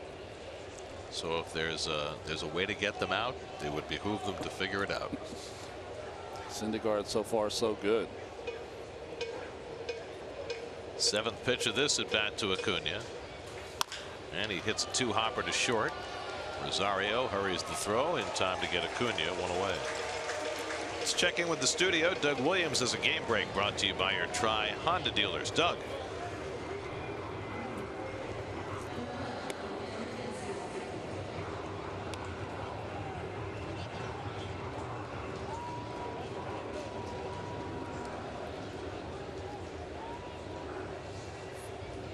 Austin Dean, his 300th strikeout victim.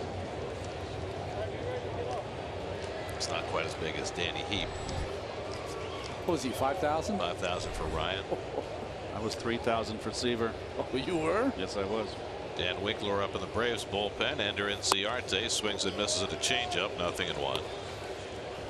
So it looks like Toussaint, after 92 pitches and 5 innings, is done. He certainly made an impression tonight. Inciarte has popped up and flied out 0 for 2.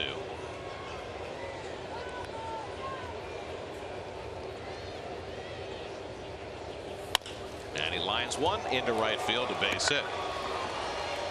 3rd hit of the night for Atlanta. Inciarte takes a hard turn before going back. You said that we'll hit here first by Inciarte. Pretty quick inside. Quick inside. Yeah, absolutely. Now, you're saying that Toussaint made an impression. From the people I talked to, there's more to come for the Braves. Yeah. But they are loaded with young talent. Well, that's why they were supposed to be a year or 2 away. But, you know, the performance of Acuna and Fultonevich raising his game as much as he did, and Newcomb having the first half, they've had a lot of things go right for them this year. Markakis having the best year of his life. Yeah. Now, I think, you know, he's always been a good player, but he raised his level this year. So a lot of things have gone right for the Braves. Well, and the fact that the Nats and Mets weren't nearly as good as they were supposed to be. That's right. Freeman has been exactly what he's supposed to be. He's doubled and struck out tonight. So you didn't answer the question. What Acuna or Soto, who's going to win Rookie of the Year? Who's going to win or who should win? Who's okay? Well, give me both. I think Soto should win. Acuna Jr. is going to win easily. I think Acuna is going to win. And why do you think Soto should win? Soto to me has been there all year. Now I don't want to take away from Acuna Jr. because he was brought up later, so they don't get the clock started. He also missed a month with the injury he suffered in Boston. But Soto came up and was as good as you saw him this weekend all year long. Came up what, mid-May? Mid-May. Howie Kendrick got hurt. Right. Acuna came up in April, but then he got hurt for a month. And a check swing foul, or did it hit the bat? It did. And it's 0-2. Nito started to go after that like he wasn't sure.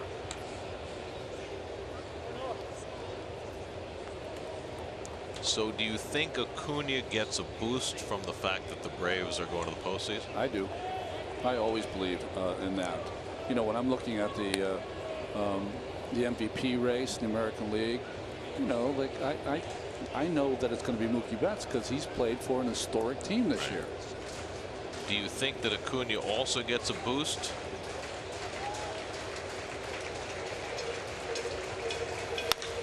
As Freeman skies one left, easy for Conforto. And that's the second out. Do you think Acuna also gets a boost from the publicity that surrounded him getting plunked by Urania? Plunked, but even more so because the reason why he was plunked is because he was leading game after game off for this team with home runs. He had 8 straight games with home runs. In that series, he had 3 home runs leading off the game in a row in a 4-game series. He got hit in the 4th game. Yeah. And that certainly brought attention to that streak he was on, which was phenomenal. There's Markakis, who's walked and singled.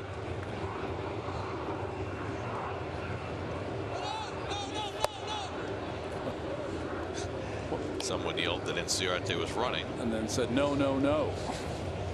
My bad. He took one hard step. It's going to be interesting. There's a lot of cool things to vote on this year. Alex Cora might finish 3rd in the Manager of the Year vote. Well, with Oakland and Tampa Bay's unexpected success. I mean,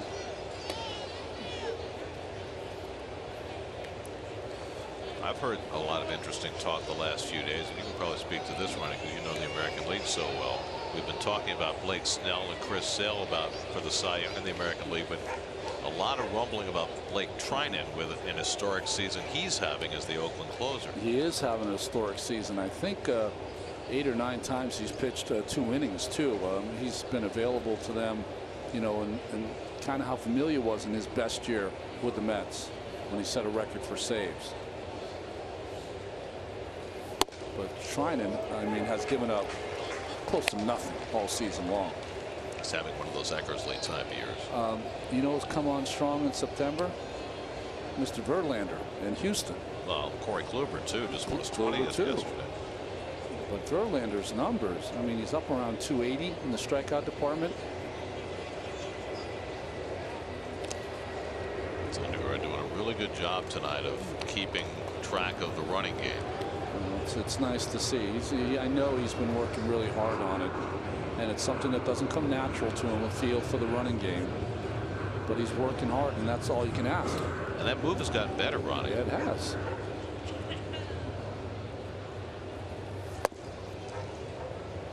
One to Markakis.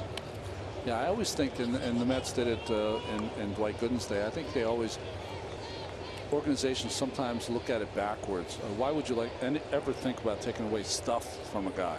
So let's just figure out a way to hold the runners close with a good move, with changing when you go to the plate, having a quick move, but not altering your stuff.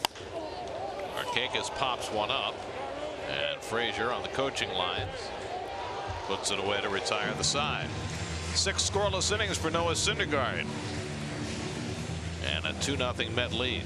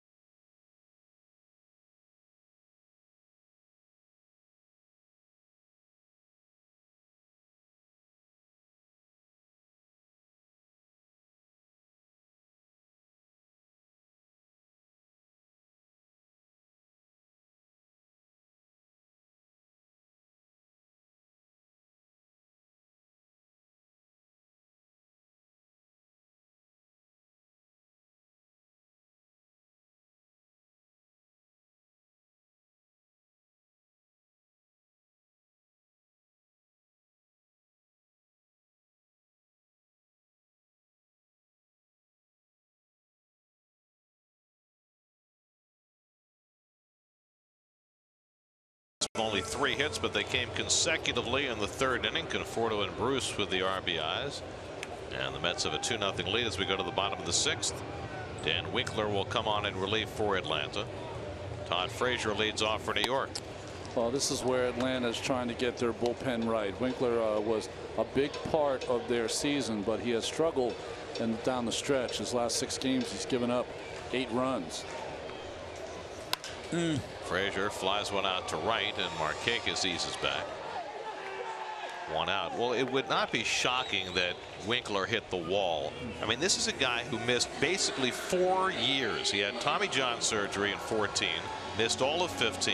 He suffered an elbow fracture in 16, missed all of that year, and then most of last year. So, you know, he's at a state right now where he hasn't pitched this many innings in 5 years. And they didn't know what to expect from him. And he also is a guy that throws a lot of sliders. So when you've thrown that many over the course of what, this is his 68th appearance, you know, you would expect him to wear down a little bit. So you're trying to get him rest, but at the same time get him right for the postseason if he's on your roster. Brandon Nimmo's been up twice, walked both times. Touki Toussaint walked 5, struck out 6, allowed 2 runs and 3 hits over 5 innings. Well, this is the problem the Braves have. They have so many young guys in that bullpen. A.J. Minter, who closed for them for a while. Jesse Biddle, who really had not accomplished anything in the major leagues before he got here. These guys they've never pitched in September, much less October.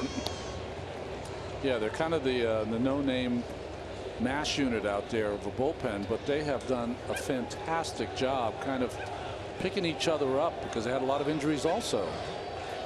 3-0 to Nimmo, has already walked twice in this game and now 3 times. He is amazing. And that one should get his on-base percentage right, I think, to 400. He was at 399 coming into that at bat. That's why we had that conversation, Gary. In Washington, looks like Noah's done. About Nimmo, I like him better in the top of the order. So Gazelman up at the bullpen. Syndergaard 89 pitches through 6 innings. So that'll be 3 of his last 4 starts. He's been just completely on point. The Giants, the Red Sox, and this one, the in-between games against the Phillies, not so great. So as long as you keep Noah away from the Phillies, he's fine.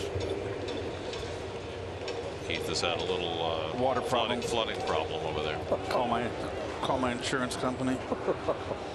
Is it a natural disaster or man-made? Did you have flood insurance? Man-made. What is going on? He had the open water bottle and it tipped. It tipped. You know, fortunately, it's not April or September in a stretch run because it's going to warp my scorecard. Nothing worse. And you can appreciate that, Gary, because you love your scorecards. I would have a conniption. Almost as bad as when Dave Freed spilled coffee on my computer. Exactly. That was the low point of my career. I'm surprised that only has happened once, to tell you the truth. Oh. All right. All right. What is that? Is that a handy wipe? It is. I haven't seen handy wipes in years. Oh my God. Who gave me that? Russ can find anything. Russ is scary. Best homemaker I know. Curveball in for a strike to Jackson, 2-2. What do you got? So you have. There you go. This is what Russ got you. I did. This is what dropped.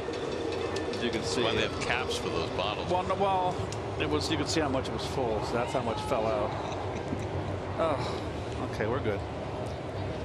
I just saw you out of the corner of my eye, and immediately my heart was breaking for you, and I threw some napkins at you.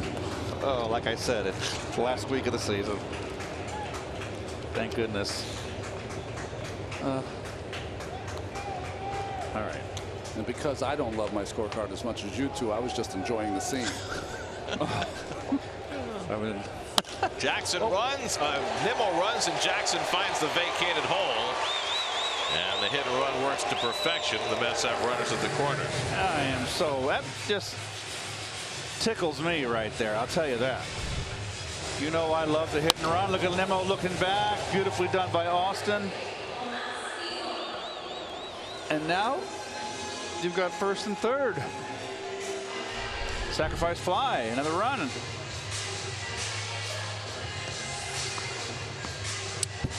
Tomas Nido will try and take advantage. Nido has struck out and flied out 0 for 2. Dom Smith has come out on deck to pinch hit for Syndergaard.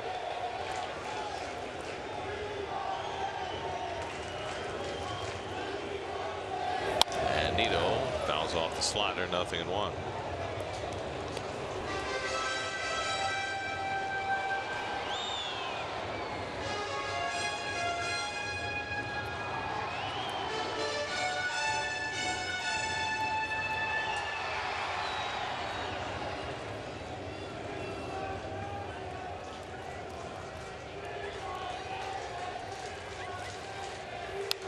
Nido fouls off the curveball, 0-2.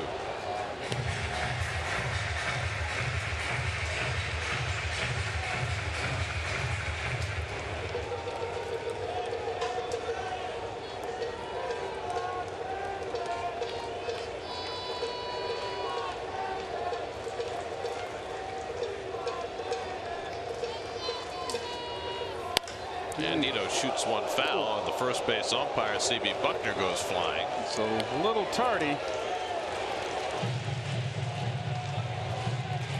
Watch out, CB. CB went all matrix. CB was almost 10-4. Good buddy.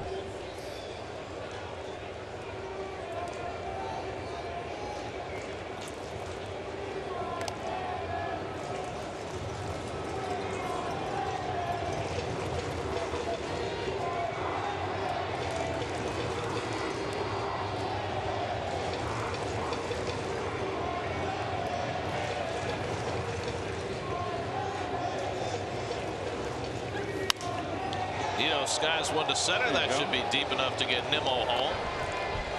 And Ciarte makes the catch. Nimmo comes home. The throw goes to second, and the Mets lead 3-0. Nice job by Tomas Nido to drive in a run with a sac fly. Nice job by Austin Jackson as well to set up that first and third on that hit and run.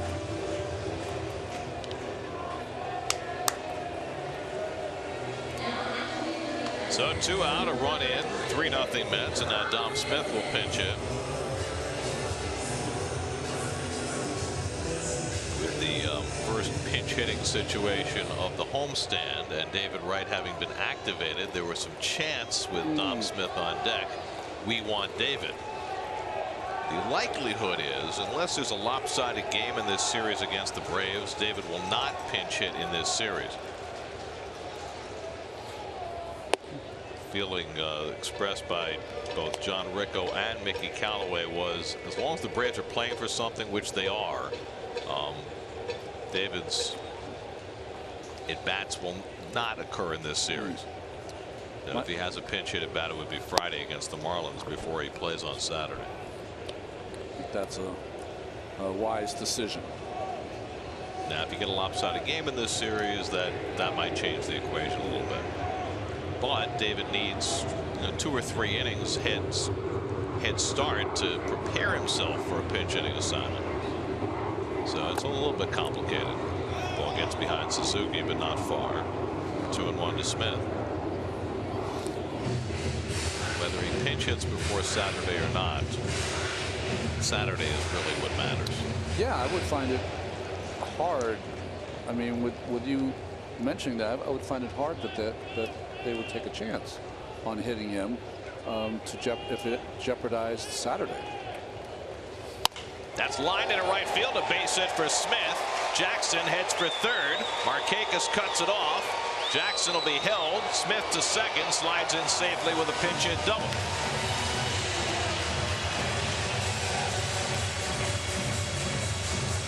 Oh, breaking ball in the middle of the plate, Keith.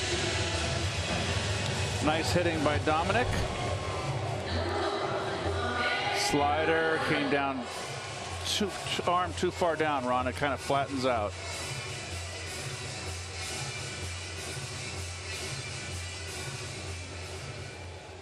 Yes, sir. Right there to hit. 11th double of the year for Dom. Now 2 in scoring position for Rosario, who's 0 for 2 and a walk in this game. And Ahmed takes a fastball in the corner for a strike.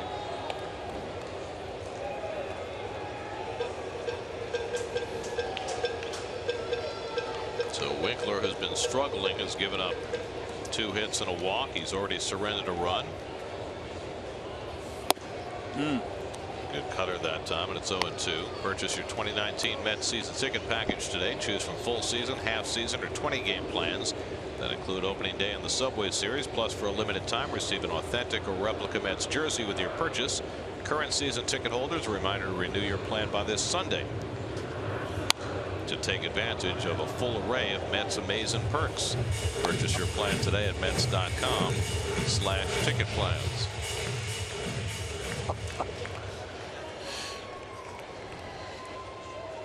As our late director would have said, Bill Webb, and then the dinosaurs died. That was a brilliant job, Garrett. In between pitches, you're brilliant. Got it all in, Keith. That's our marker. I hope your agent's paying attention. That's a tremendous negotiating piece. Just hope the boss likes the effort. Rosario yanks one foul. There's Bill. And many more Emmys where those came from. That's right. We miss him terribly. Not as Emmys. We all have them as door stoppers. Yes. But Bill. Slowly hit down to Camargo at third. Coming home. Why? He forgot how many outs there were. He thought there were less than 2 out, but that is the 3rd out. Jackson tagged out at the plate. Camargo's fortunate that didn't go awry. Wow. That's a little post-clinching hangover there. Yeah, he fell asleep. Good thing Suzuki was there to make the play. 3-0 Mets after 6.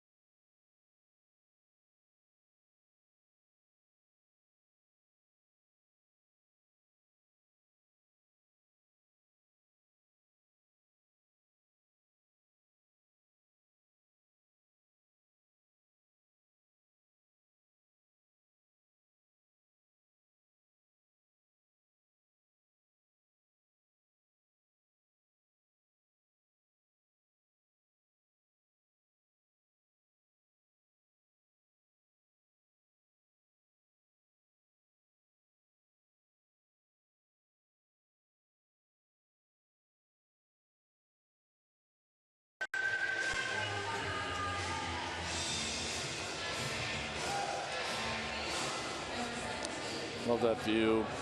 You can see the sink on the ball by Gazelman from our good camera shot there. Robert got to save his last outing in Washington, but it was a shaky save.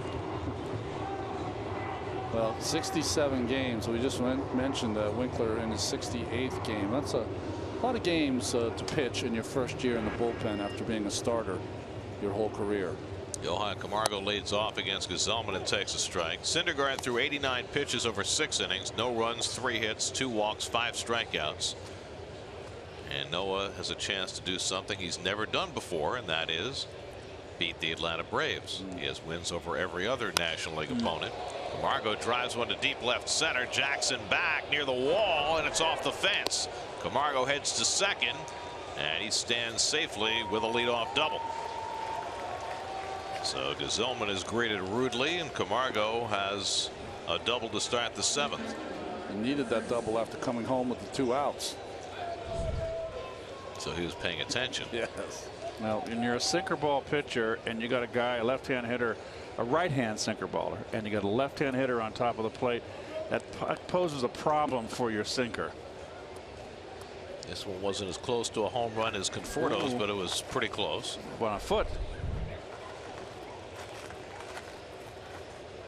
So Gazelman, who has not had a straight line through this final month of the season, faces Kurt Suzuki as the tying. It's with a runner at second, tying run on deck with Albies on deck. Suzuki has walked and grounded into a double play 0 for 1.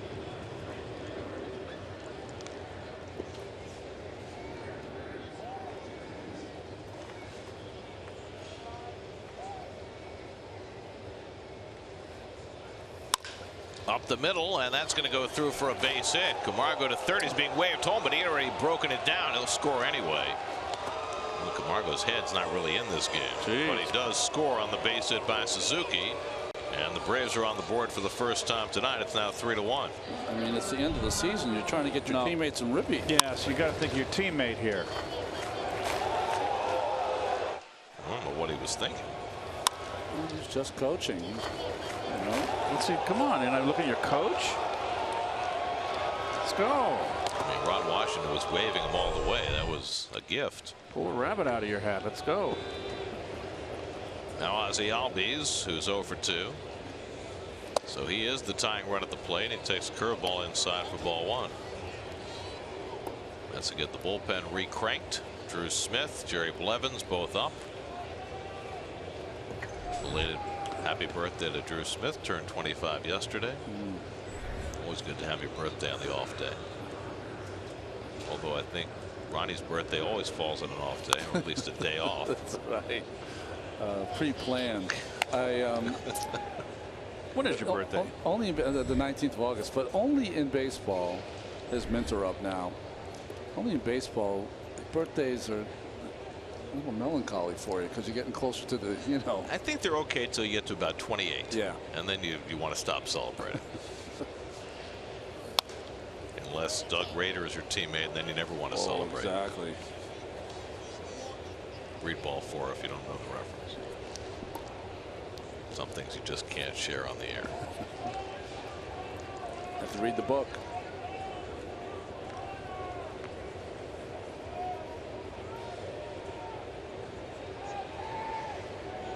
One and 2 to Albies. And fouls it away. Game 2 of this series tomorrow night. That's Jacob deGrom's start. His final start of the season. They'll go up against the lefty Sean Newcomb. Coverage begins tomorrow night at 6:30 right here on SNY.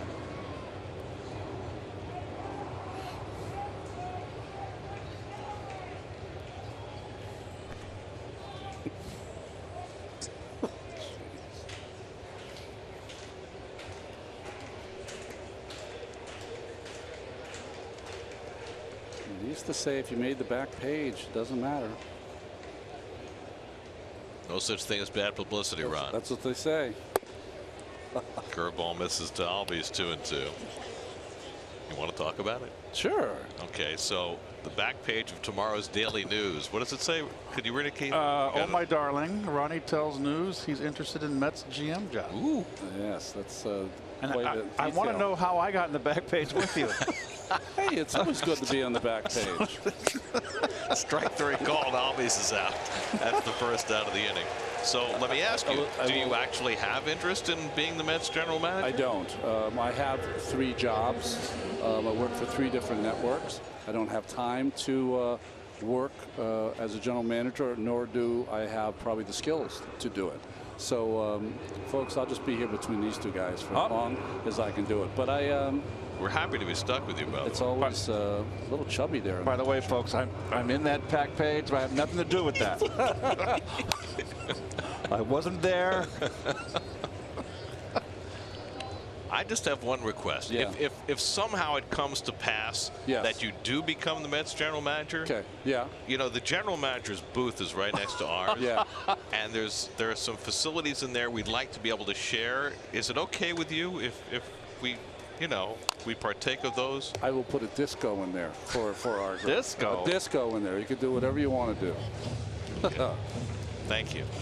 I still hope you stay with us. I can't go anywhere. I'm locked in. This is really, I think, the last skill that I have. Charlie Culberson popped up and is only at bat in this game. And he fouls one off. Keith, do you have any interest in the general manager's job while we're talking about it? Do you think that I'd be qualified, have the temperament to be a general manager? I don't think so. Well, no. No.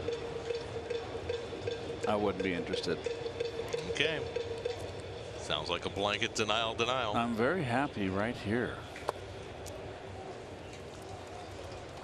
All right, take it a step further, Gary. You have any interest? now that's funny. Nobody would have any interest in me being the general manager. Trust me. Ronnie, that might be the funniest thing you said in the last 13 years. You do funny. I don't do funny here.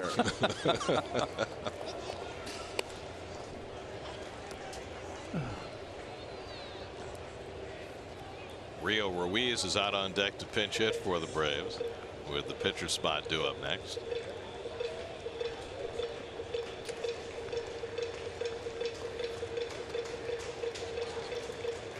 Two to Culberson, and that's inside, and Gazelman runs the count full.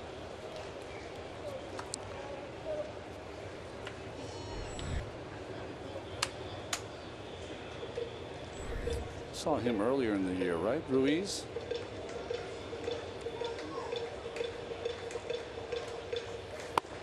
And that just missed. And Culberson is on with a walk. Didn't Ruiz have a walk-off hit against the Mets last year? I thought he did. Maybe it's last year. I'm remembering. So Gazelman struggling. Double, single, and now a walk. Tying runs on base with one out. Rio Ruiz coming up to pinch hit. First, let's check in with the studio. Doug Williams has another game break. Doug.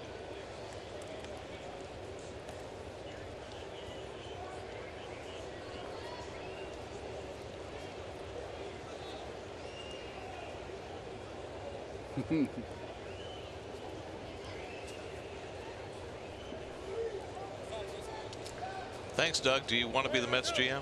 Oh, sorry. Close for asking. Here's Ruiz looking for his first big league hit this season. Perpetual prospect for the Braves.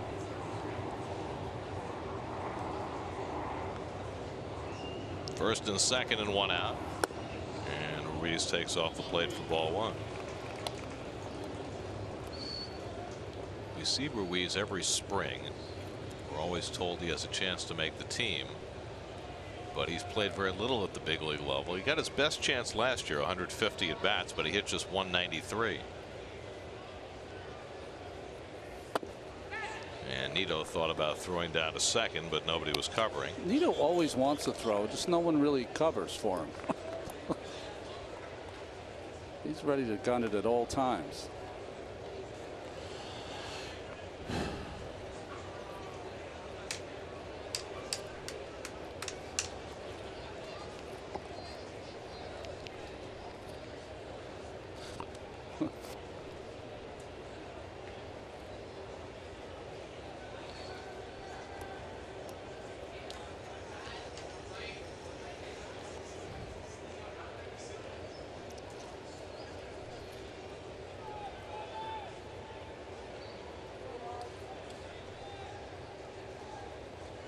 Gazelman behind 2-0. And Ruiz swing through a fastball 2-1.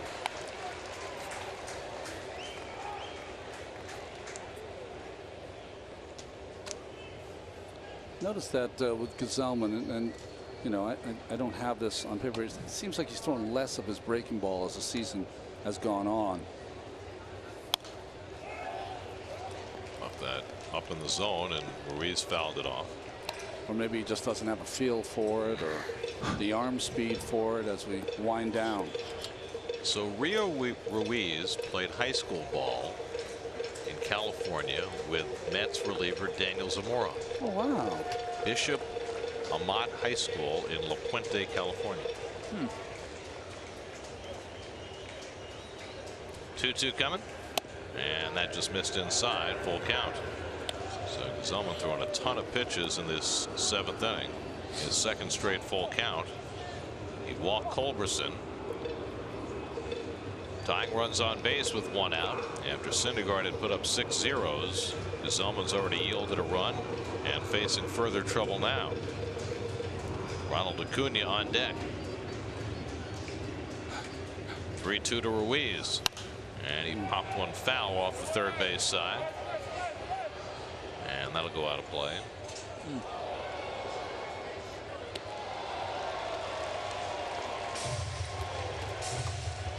Catch on the bounce by that fan.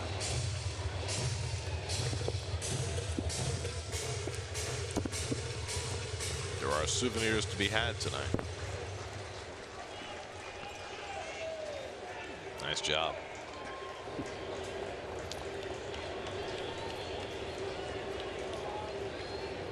Again, the 3-2. And Ruiz cracks that one to center. Jackson coming over and makes the reach and catch. No, he dropped the ball. Now the throw to third base is way off line, and the bases are loaded. Jackson had it, dropped it, and now the bases are full. Boy, Austin makes that play 99 out of 100 times. He tracks it down and just dropped it. I mean, he had that in the glove. Almost seemed like as he got close to that ball, he started to stumble a little bit. See that? Like just. Well, I thought so too. Yeah. Well, Suzuki here just halfway. No, don't get caught running back and forth. So that'll be an error charge to Jackson. Rattled in, rattled out. Pitching change for the Mets. Called to the bullpen, brought to you by Verizon.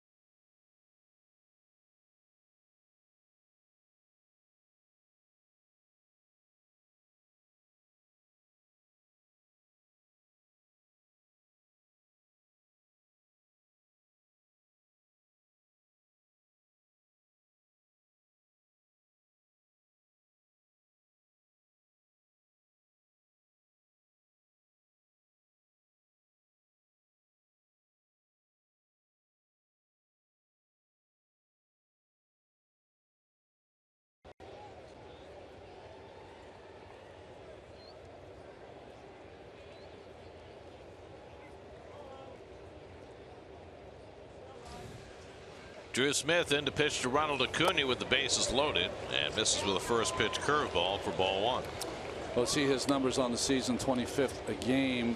For Smith, it's been like 2 good ones, and then he has a tough one this season. It's all about him getting his breaking ball over. That's where he struggles a bit. Even though you see his walks are down, he gets behind. He's had trouble recently coming in with men on base. That one trickles between the legs of Nito, and that'll bring in a run. And Suzuki comes in with the second run of the inning, and it's now 3-2. Well, you come in with the bases loaded, a young kid out there, and you call 2 straight curveballs. Even if that ball doesn't get by Nito, and that went under the wickets, that's going to be a wild pitch. If Nito does block it, it's 2-0 with the bases loaded. You got to come in with a fat one. So now runners at second and third, and the Braves poised to try and tie or take the lead. And Acuna into rocket toward the left field corner. Conforto will have to play it on a hop, and 2 runs will come home. And the Braves take the lead. Acuna delivers a 2-run single. The Braves have 4 runs home in the 7th, and they lead 4-3. Boy, that didn't take long.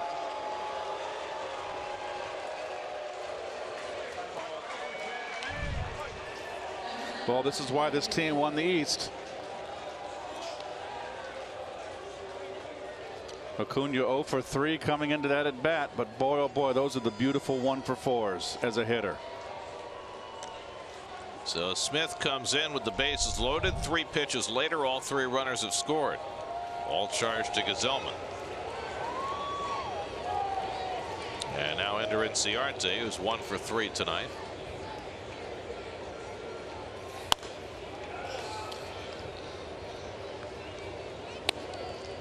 Well, Acuna, he got the count in his favor, Ronnie. Yep. And he had to come in with a fastball too. No, not really. There's an open base, but it's a righty against a righty. And Acuna was sitting on the fastball, and why wouldn't you? 60 RBIs now for Acuna. And the Braves lead for the first time tonight.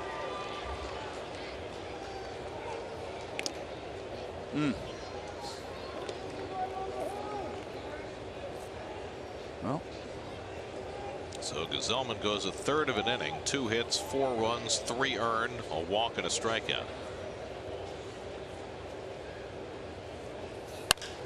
Inciarte slices 1 foul. 0-2.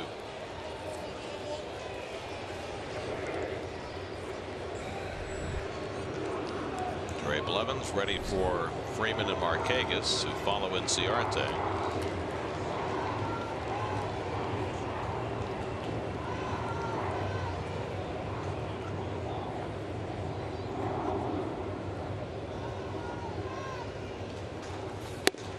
So the Braves taking the lead here in the 7th means that Noah Syndergaard cannot get a win tonight, which means he will not win his 7th straight Citi Field start, which had never been done, and he will not beat the Braves for the first time, which he has never done. The capriciousness of wins and losses. Well, you have more to say about wins and losses if you go deeper in the game, but when you pitch 2/3 of the game, which is, you know, normal in today's game, there's a lot left on the plate. And no team has had more difficulty from the 6th inning to the 9th inning closing out victories than the Mets have.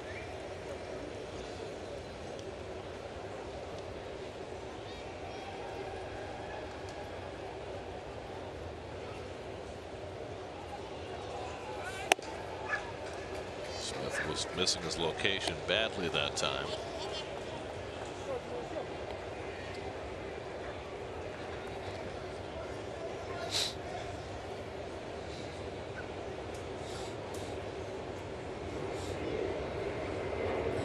Two and 2 to Inciarte. And he goes down swinging on a changeup for the 2nd out. Boy, rare changeup from Smith. We haven't seen a lot of those, and that was a good one. Especially against left-handers, this would be a good pitch for Drew to use. See that grip coming out of his hands, all 4 fingers on top of the ball. And that reduction of speed gets Inciarte out front.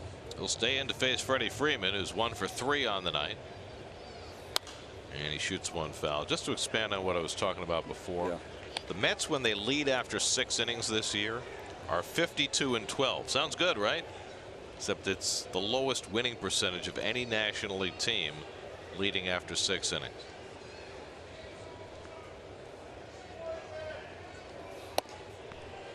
The Diamondbacks actually have 1 more loss when they lead after 6. They have 13 losses, but they have 12 more wins.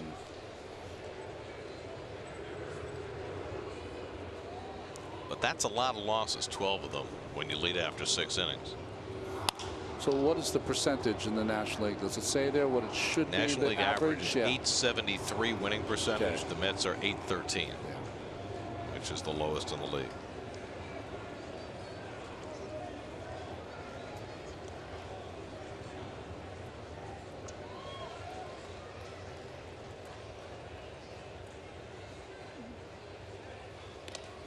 And what that tells you is that one of the goals for whoever is running this team in the offseason is to make that bullpen a lot better. Yeah.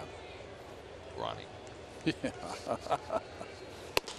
Up and away to Freeman, and it's 2-2. Listen, I mean, that is the job of anyone running a team now in today's game, wouldn't it be? I mean, it's such a bullpen game that the teams that have the lockdown bullpens, they give themselves a better chance. Not easy to come by.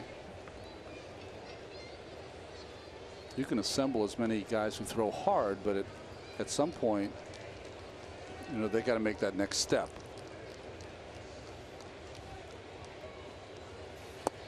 And Smith again goes to the off-speed pitch, so he gets back-to-back strikeouts of Inciarte and Freeman with his changeup.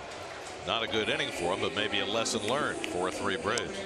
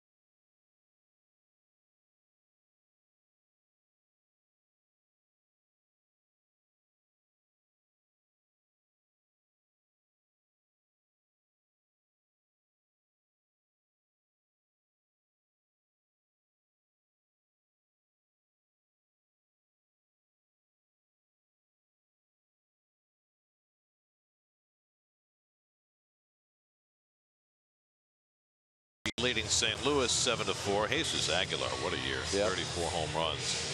The Rockies up on the Phillies 5-1 in the 4th. Cody Bellinger with an early home run for the Dodgers. They lead the Diamondbacks. LA a game and a half in front of Colorado.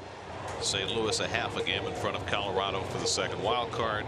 The Cubs a game and a half up on the Brewers in the Central.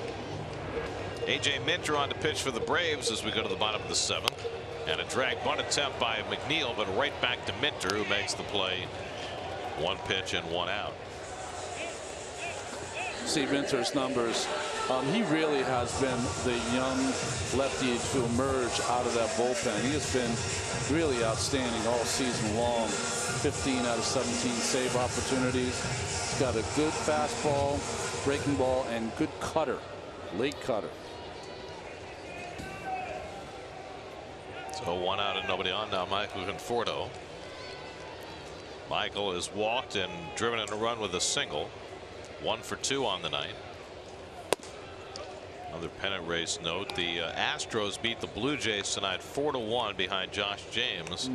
That reduces their magic number to 1 for clinching the American League West.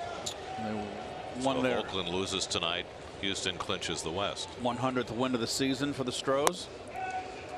Of course, Oakland clinched a playoff berth last night and became the first team since they started keeping records, so since at least 1998, to have the lowest opening day payroll and make the postseason.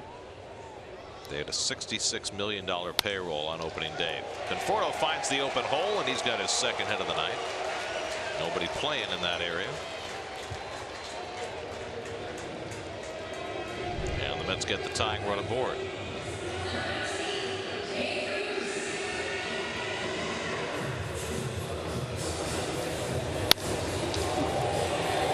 Well, geez, it's just inviting, isn't it, over there? A big hole over that left side of the infield. There's Bruce, who's walked and singled in a run, 1 for 2.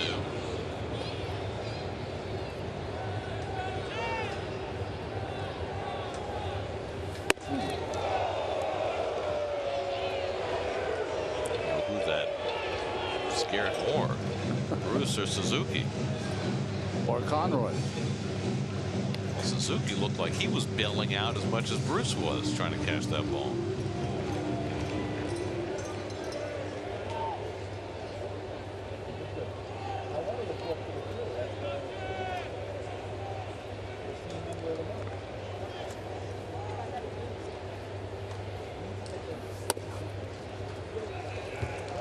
Almost up a lot of life on it. 2-0.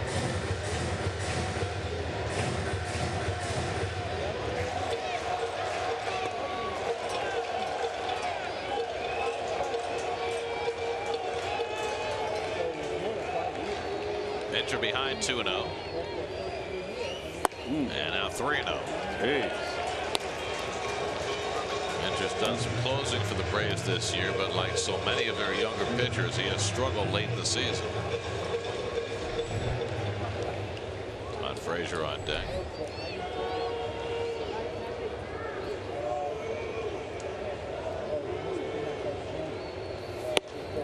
Here's a strike, 3-1.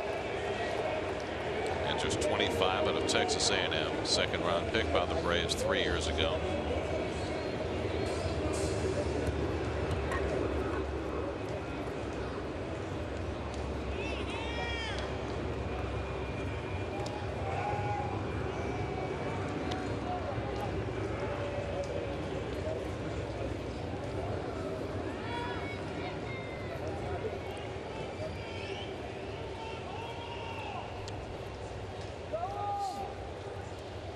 One coming to Bruce, and it's on the inside corner.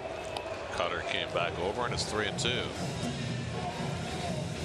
Jay felt like that cutter just didn't make it to the inside corner, but got the call from Conroy, did Minter. Conforto at first with 1 out, 3-2 to Bruce.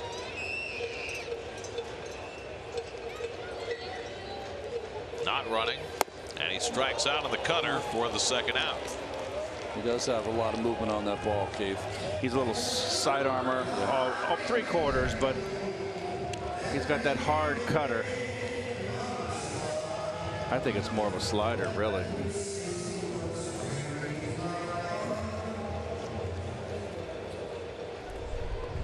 So 2 out. Conforto still at first, and now Todd Frazier, who's 0 for 3, struck out twice and flied out after going 4 for 33 on the just completed road trip.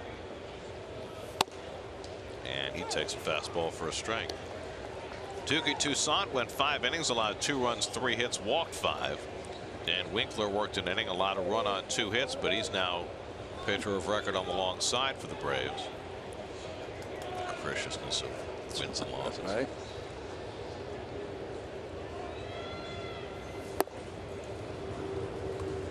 Changeup misses down, ball and a strike coming up tonight on Geico Sportsnet after the post game. Basketball starting. Ooh.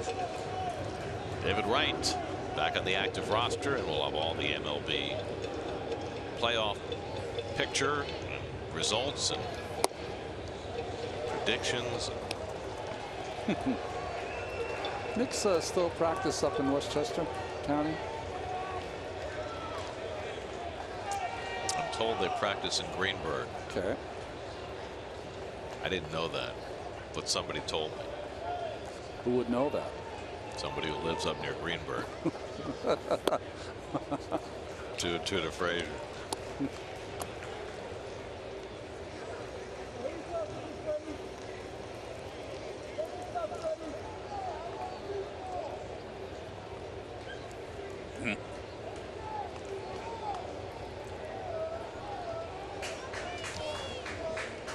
Two from Minter, and that skips in. Good stop by Suzuki, and a full count to Frazier. He's been all over the place trying to catch Minter in this inning.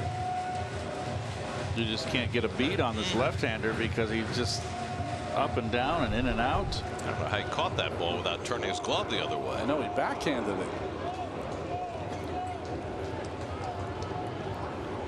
So now Conforto will be in motion with 3-2 and 2 out. And Frazier draws a walk, and the Mets have 2 men on. That is 7 walks given up by Atlanta pitchers tonight. Did we mention that the Braves pitching staff has walked the most batters in the National League? Yes, we did. You did. That trend has continued tonight. How many walks did the Mets draw on Sunday, Keith? Was it 9? I got it right here. You got it. So 9 on Sunday, 7 more in 7 innings tonight. It's a walk an inning. Not a pretty picture. Speaking of walks, Brandon Nimmo has walked all 3 plate appearances tonight. 2 on and 2 out. And Brandon takes a fastball for a strike.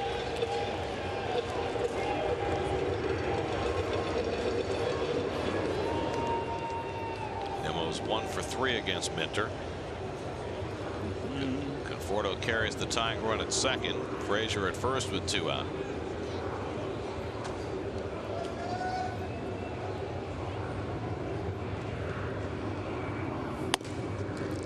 Cutter's in for a strike, and Nimmo's down in the count 0-2. Boy, 1 pitch at the bottom of the strike zone, 1 pitch at the top of the strike zone.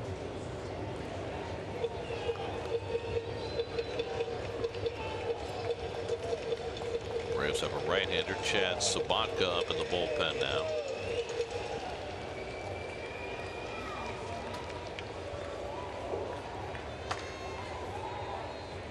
To Nimmo. Cutter misses away, and again Suzuki has to put in some effort to keep that from going to the backstop.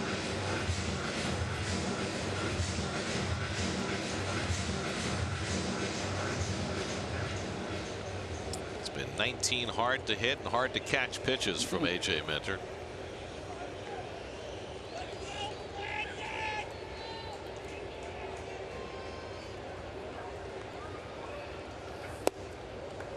And now 2-2 to Nimmo. 10 days they'll be making these pitches under the biggest of microscopes. And you don't want to be, when you start playing in the postseason, you can't be walking this many people against the good teams. It's not going to turn out good for you.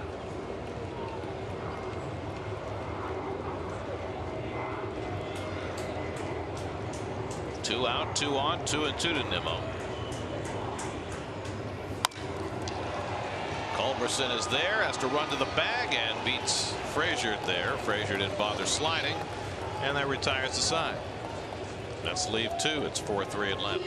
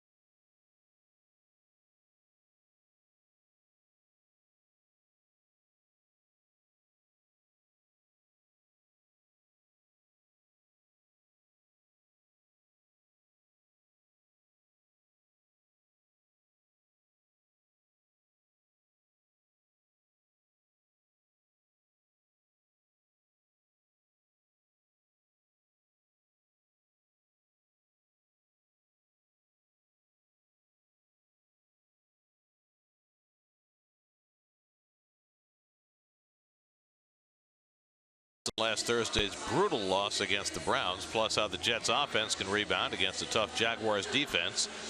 On Jets Game Plan, presented by Centenary University, Thursday at 4:30 p.m. only on SNY. Jerry Blevins will pitch in the 8th inning for New York. Well, Jerry, that ERA is a little bit deceptive. He got a tough first half. As bad a first half in a Met uniform stretch that he's had in a Met uniform, actually, but he's pitched much better in the second half. Faced one batter on Sunday and got Bryce Harper to fly out. He comes in here to face Nick Markakis, leading off in the 8th inning. And a first pitch curveball in for a strike, 0-1.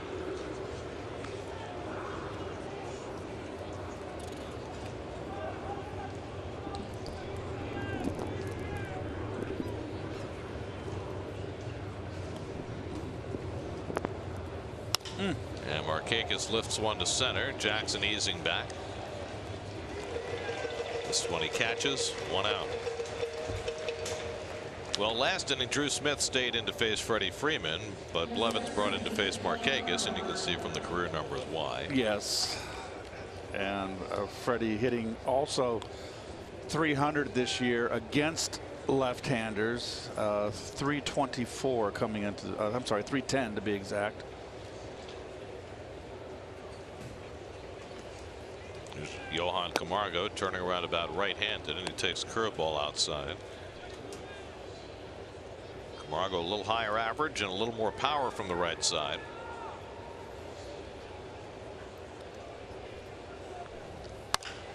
And he pulls one down to third. Frazier knocks it down and then loses it a second time. And Camargo's safe at first. I don't know why he tried to pick it up with the glove the second time instead of barehanding it. That's a couple of mental mistakes by Frazier, who didn't slide into second base on that last play in the last half inning. And why would you try and use your glove to pick this up the second time? That's what you're always taught. When the ball is stationary, you always go after it with your bare hand. Not an easy play down the line. The ball came up. But Camargo with the dive. I've seen plenty of that this year. Doesn't make any sense either. What are we watching? It's an error on Frazier. Giving the Braves a 1-out base runner. Now Kurt Suzuki, who singled and a run in the 7th. 1 for 2 on the night. And takes a changeup outside from Blevins, 1-0.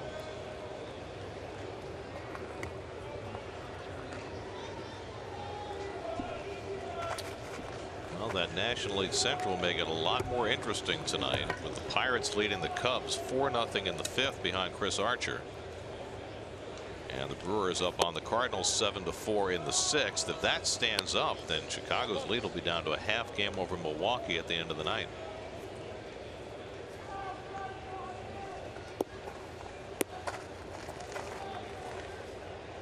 Meanwhile, with the Cardinals trailing and the Rockies leading their game 6-1 over the Phillies, Colorado could take over the second wild card spot from St. Louis by the end of the night.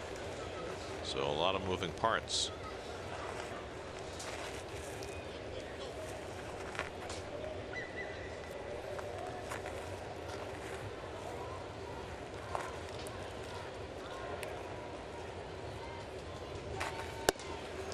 Suzuki takes a strike. 2-2. Blevins starting that outside corner a lot better in the second half with that fastball to set up his breaking ball.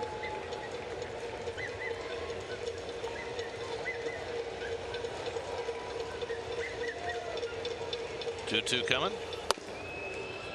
Missed inside. Full count. Ozzie Albies is standing on deck. So not as prolific as last year, but Flowers and Suzuki are a nice tandem behind the plate for the Braves. Camargo at first with 1 out. Not going. And Suzuki pops one up in foul ground. Bruce coming over. That'll go out of play. And I think last year they were over 90 RBI. And this year they're 20 and 78. I mean, from your catching position, pretty darn good. And they rave about Flowers and his framing ability behind the plate. Suzuki had 19 home runs last year, 12 more this year. He's developed more power later in his career.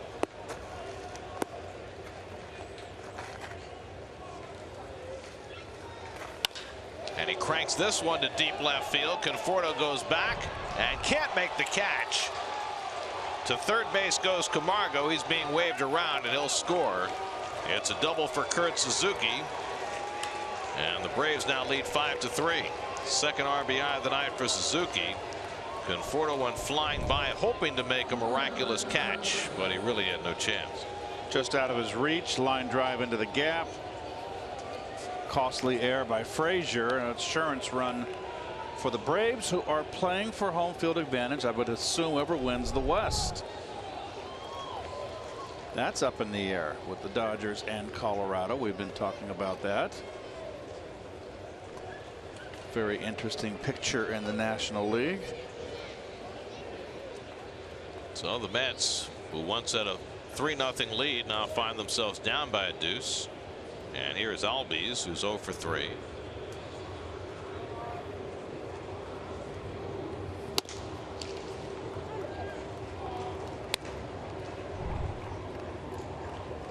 Four-seamer.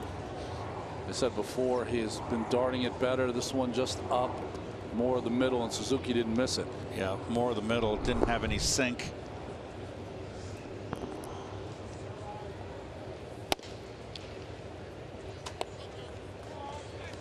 Cheap pitch cast on that run scoring double. Where is it, Keith? Mid-thigh outer half. I'm gonna hit the corner. Don't you got me to think too quick. I wasn't quite ready. It was on the. I thought it had more of the plate than the corner. Me too.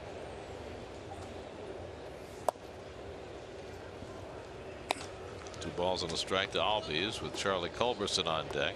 What that pitch was. It looked like he tried to cut the ball a little bit. You don't see that from Jerry very often, or it just came out strange out of his hand.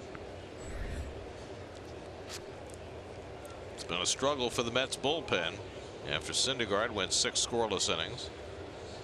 Zellman came in, was charged with 4 runs, 3 earned in a third of an inning. Smith, who entered a bases loaded situation, threw a wild pitch for 1 run and then a base hit for 2 more. And now Blevins, after the Frazier error, gives up a run scoring double. And the curveball slugged to deep left field. Forget that. Ozzie Albies connects. A 2-run homer for Albies, his 24th of the year. And now the Braves lead 7-3. Well.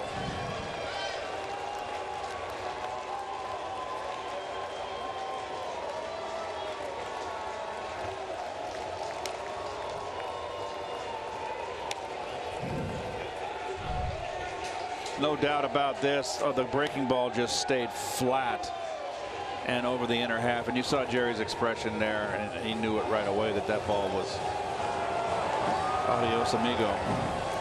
Fairly crushed. So it has been an implosion by the Mets bullpen. The Braves with 4 in the 7th, 3 now in the 8th. Blevins will take his exit. Tyler Bachelor coming in.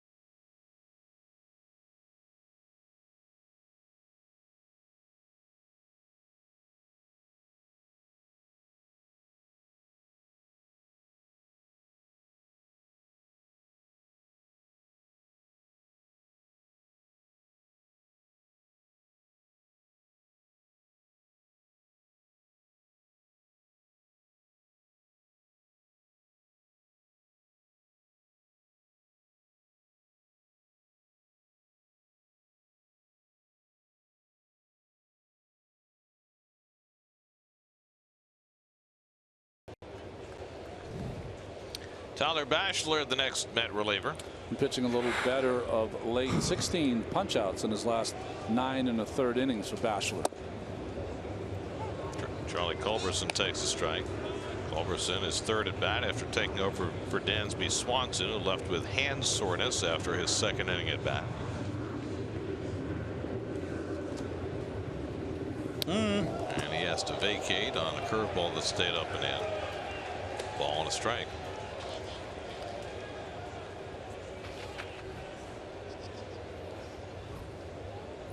Bachelor gave up a run in his last outing Saturday, a run scoring double to Bryce Harper in Washington. So Blevins goes a third of an inning, allows 3 runs, 2 earned on 2 hits, including the home run by Albies. And that curveball in for a strike, and it's 1-2 to Culberson. Preston Tucker is out on deck to pinch hit for Atlanta. And they've got Chad Sabatka getting ready in the bullpen. I like saying that name. Yeah. Chad Sabatka. It's like Hunter Cervenka. Yeah, it's like a hockey name. Sounds like a Slovakian brew. Yeah. 2-2 and a half swing, and he held it in time. Full count to Culberson. So the Met bullpen in an inning and a third has been charged with 7 runs, 5 of them earned, after Syndergaard threw 6 scoreless innings tonight. Noah came out after 89 pitches, and then the game changed. Culberson fouls away a fastball.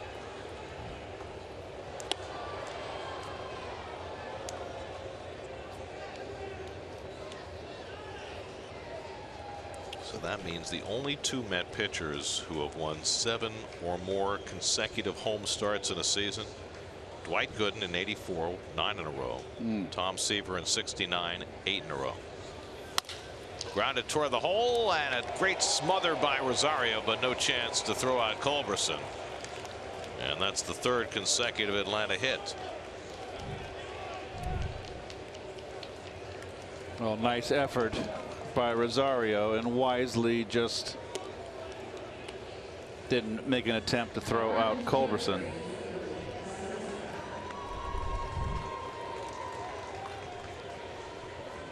So Culberson has his first hit of the night, and now Preston Tucker will pinch hit. Tucker in his 2nd tour of duty this year with the Braves. He was with them to start the year, played a lot of the left field before Acuna came up. Then they traded him to Cincinnati to get Adam Duvall, and then they got him back. And Tucker lifts one to right, and Nimmo is there waiting for it. And that's the 2nd out.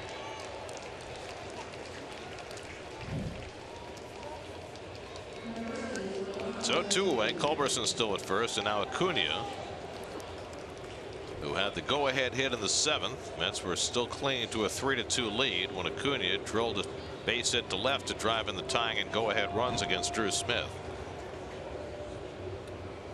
So here's the bottom line.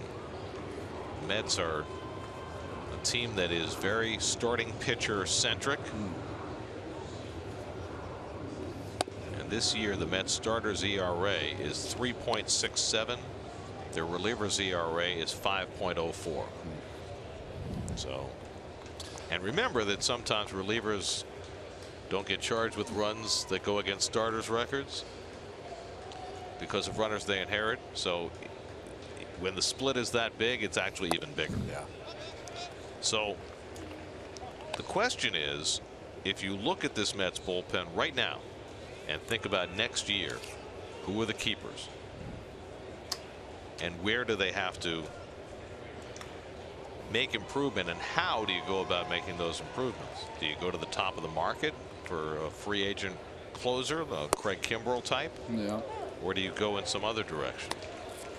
Well, go ahead. No, I think if everybody stays healthy next year, and that's always a big if here, I think they've got enough offense. I feel the importance would be in the pitching. You've got your as you said, it's starting pitching centric. I like that term, Gare. Toward the corner, and that ball goes foul. I feel that Lugo was untouchable. Lugo was very valuable. I think you need a closer. I think you go out and get a bona fide closer. So do you spend, if you have a certain amount of money to spend, do you go out and pay for whatever it's going to take 4 or 5 years of? I'm using him as an example because he's top of the market. Craig Kimbrell. Yeah, I don't think it'll even take 4 or 5 years in today's market. It might only take 3 years. But I think Lugo, Gazelman, Swarzak, that's the only people really that you can say are locked for next year. And using Gazelman and Lugo in the 6th and 7th innings, 7th and 8th innings, I think you need a lockdown closer. You know, I think that's so important. And I think, Ronnie, if you folks are wondering why Swarzak's in the, what Ronnie just mentioned, Swarzak, is that he's had an injury-riddled year, and he's got he's had good also seasons signed for next year and for big money, and he's had good seasons. So I think if you have the starting rotation, you want to have a strong back end of your bullpen and a guy that can lock it down. I mean, when you talk about a team that today might suffer their 13th loss in a game that they led after 6, you cut that even in half and you've made it a huge dent in what has plagued this team this season. Yeah, I was also thinking that, you know, it's the makeup of your bullpen also. We got 2 outs here. And Acuna gets drilled, takes a long glance out at Bachelor. Well, it was unintentional. And he'll take his base. How many times has Acuna been hit this year? Has he been hit a lot? I know he stands close to the plate. That's only the 6th time. Well, it was not intentional. He's not that close to it. Always strides in, though, doesn't he? You know, anytime the ball's up and in, catches you on the hand, your first reaction is going to be anger. Yeah, I got to say he's on top of the plate there. Tends to throw his hand out too. That's what happened on that Arena one. He got his arm up. It's something that he probably needs to learn to turn away better. He dives over the plate. He's you know, if you're a hitter, the good hitters aren't the ones that bail, and he doesn't bail out. That's for sure. You know, I was starting to talk about the composition of the bullpen, and you know, having hard throwers I think is great, but it's probably less great than it's ever been because everyone has people that throw 95 to 98 miles an hour. That great breaking ball I think is so important for relievers. And also the other thing you can look at if you don't have those guys is, can you get some guys that are a little funky? You know, the left-hander who drops down. Well, you got Zamora. Look at Zamora, who certainly He'll falls get a into look. that category. I like him. My feeling is this: you got all the Ronnie said, the hard throwers that don't know where it's going. In the course of a season, you are going to have to bring in relievers with men on base, and it's always critical that reliever comes in and has to get that first out. And you got to have guys that come in and throw strikes. You can throw through a brick wall, but if you fall behind 2-0, runners on 2nd and 3rd, or 1st and 3rd in the game on the line in the 7th, you know, you can't have that. What's wrong with having a pitcher that knows how to pitch and can come in and throw strikes? I mean, the bar doesn't have to be the miles per hour that you throw.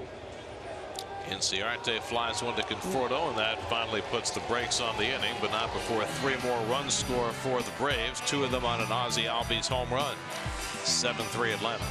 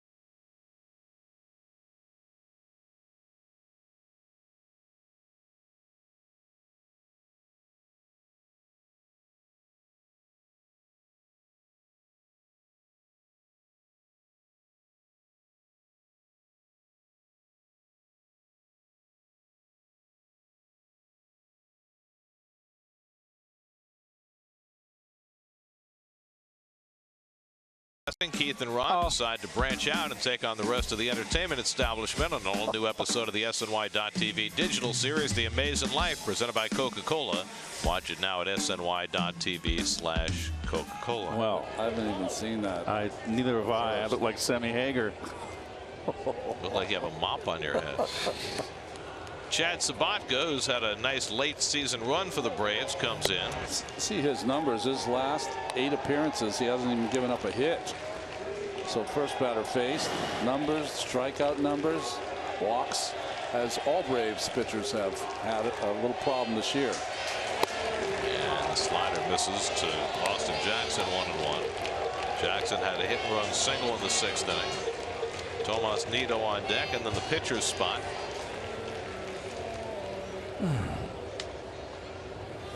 And Sabatka gets the slider past Jackson, and it's 1-2.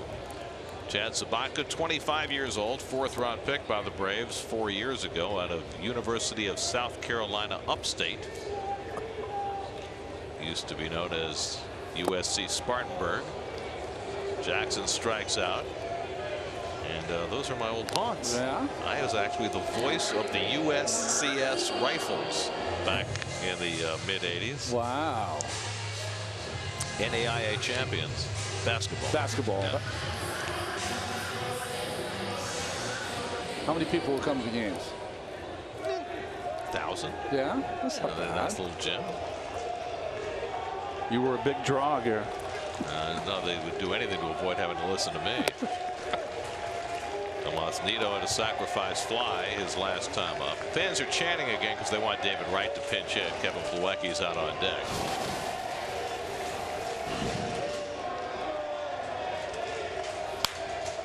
It's kind of a little bit of a tease that David was activated today, and yet the plan is not to use him in this series. Yeah. And that's got the fans, you know, voicing their desires to see the captain tonight.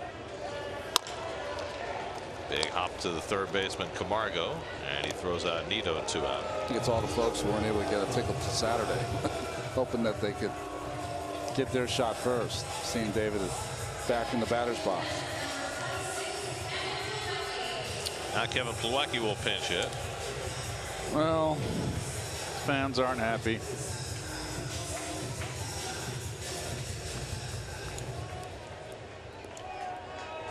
Kevin had a good game on Sunday, went 2 for 5, drove in a couple of runs.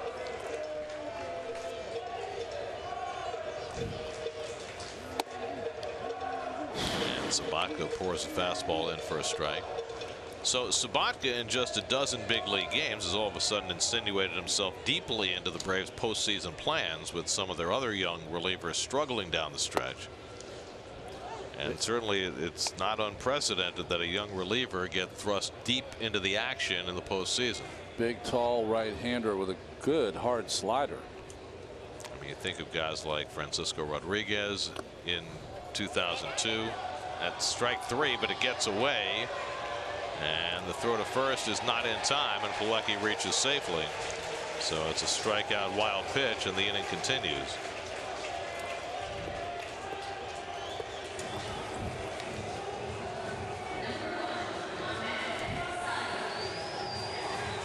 So now Rosario comes up. So, you know, Frankie Rodriguez did it.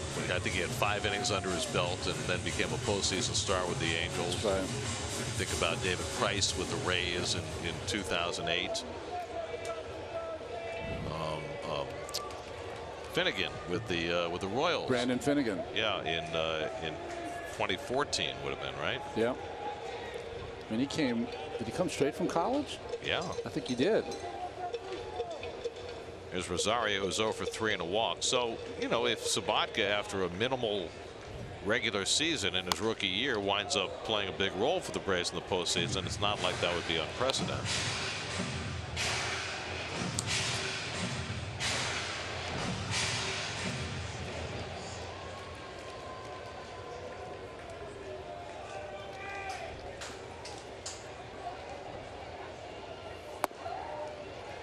Right over the top.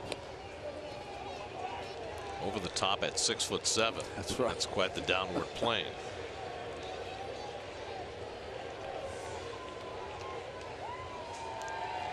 There's the captain. Grounded on the right side. Albies gets in front of it and throws out Rosario to end the inning. We go to the ninth. Braves up 7-3.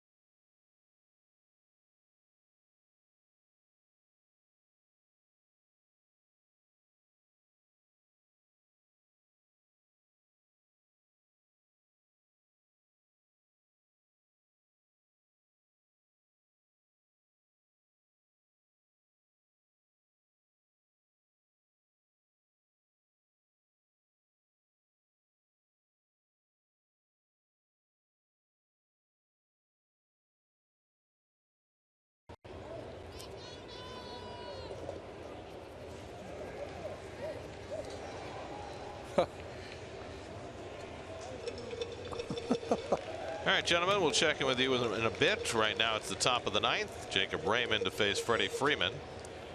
Freddie's 1 for 4 tonight, and he goes after a first pitch changeup, 0-1.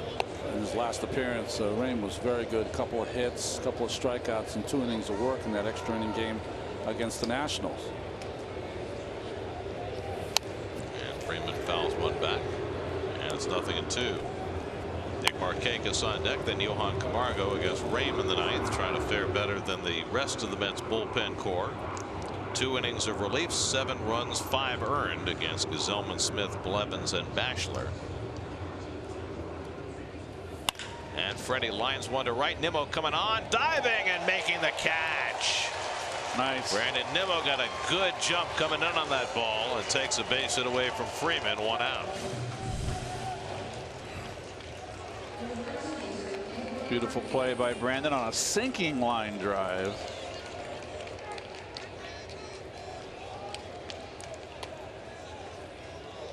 Oh, thank goodness. He's ready to play every pitch, isn't he, Nimmo? Yes.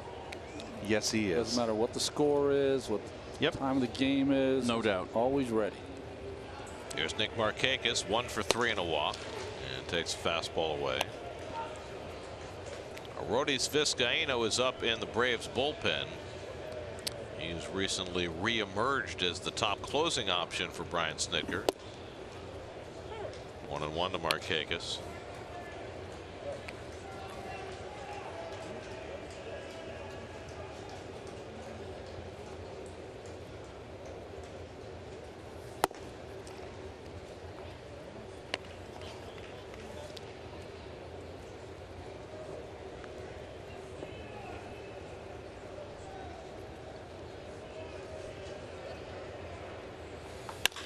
Oh, line back to Rame, deflects to Nito, and the throw to first can't be handled by Bruce. And the question is Rame okay? I don't think it hit his hand. I thought it caught him right in the right pocket, but we'll see. I think you're right here. side of the buttocks.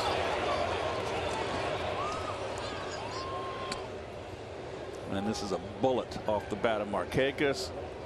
Yeah, he turned right into it. Might have got him on the belt. Or was it lower than that? I think it was lower. I think Ronnie had a better description. I think the pocket was a more. Yeah. Side pocket. Yep. And that was a bullet. 103 miles an hour off the bat. He said he's fine. May tighten up later. But they're convinced. So it's a painful infield hit. You never want a hitter to knock you out. So even if he hits you and it hurts, you just suck it up. He's tough Texan. Yeah, right. So 1 out and 1 on. Johan Camargo wasn't ready.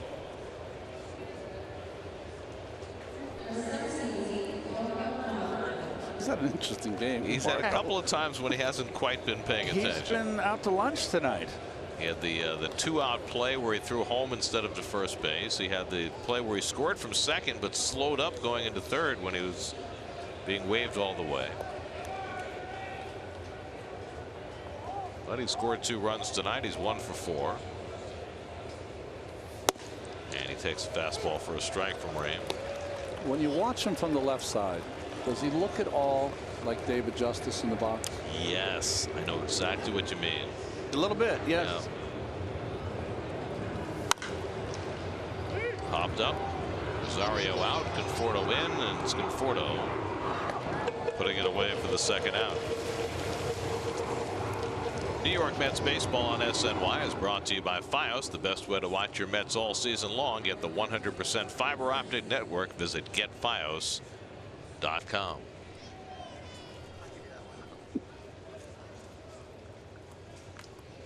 So 2 out. Markakis still at first, and now Kurt Suzuki, who's had a big hand in this game for the Braves. An RBI single in the 7th for Atlanta's first run, and an RBI double in the 8th. And Rame pours one over at 97 for a strike. I guess he's okay. Yeah.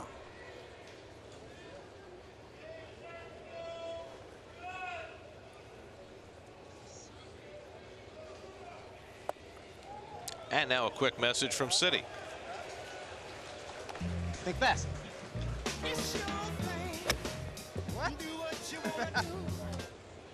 So you're talking about Markakis, 2 for 4 night with a walk, sitting at 301.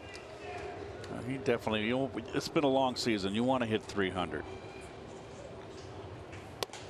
And Suzuki went around, strike 3. So Rame takes a licking and keeps on ticking.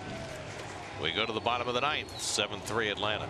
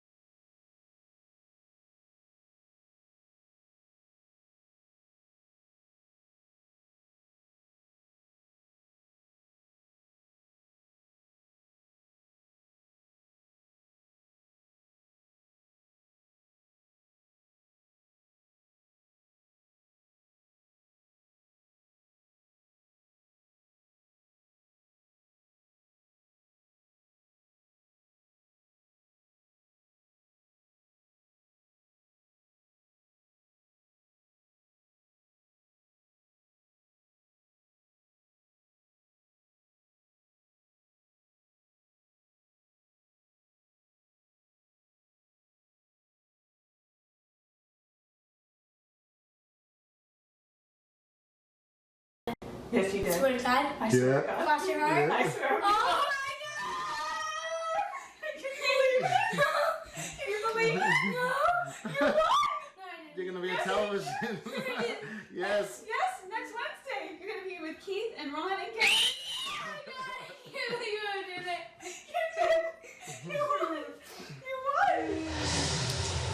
Soon to be the most famous 9-year-old in America, Aiden Edelson, will be joining us tomorrow as the SNY Kidcaster. Our congratulations to Aiden. We look forward to meeting you, Aiden. I don't think in the parents' guide you're allowed to lie about something like that. 16th save for Vizcaino 3 days ago. He missed nearly 3 months with shoulder inflammation before coming back about 2 weeks ago. And they're being very careful with Vizcaino, not pitching him back-to-back days. But he may be their best 9th inning option when they get to the postseason. You know, that first fastball 91, you're used to seeing him throw 95 plus, so.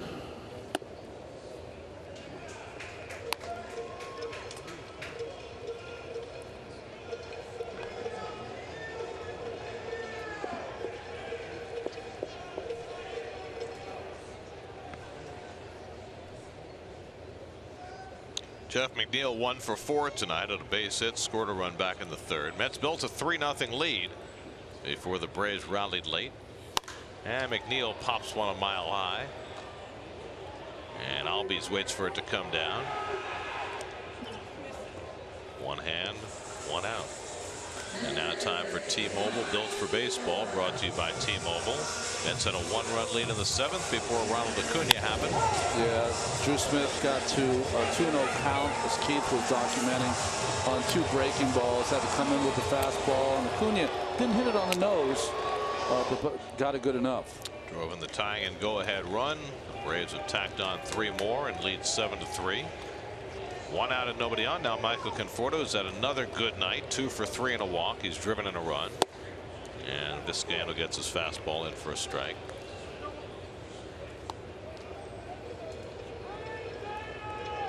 Conforto's RBI double in the third gave him 28 runs batted in September, 81 for the year.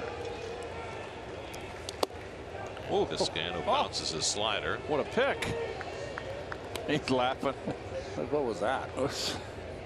Suzuki's been beat up there behind the plate. He's had more than his share of outstanding stops in this game. For Vizcaino, this is now his 5th outing since his return from the disabled list. And he gets the slider in for a strike, 1-2. Came back September 15th. Got a save in his last outing against the Phillies 3 days ago. His first since returning. First since June 17th. 1-2 coming. And he pops the outside corner. Conforto caught looking. And the Mets are down to their final out of the night. There's that 95 plus, 96 mile an hour on the corner for Vizcaino. I thought it was a little out. Let's see. Oh, that's too close to take. So Vizcaino's retired the first 2, and now Jay Bruce 1 for 3 and a walk tonight. Drove in a run with a 3rd inning single.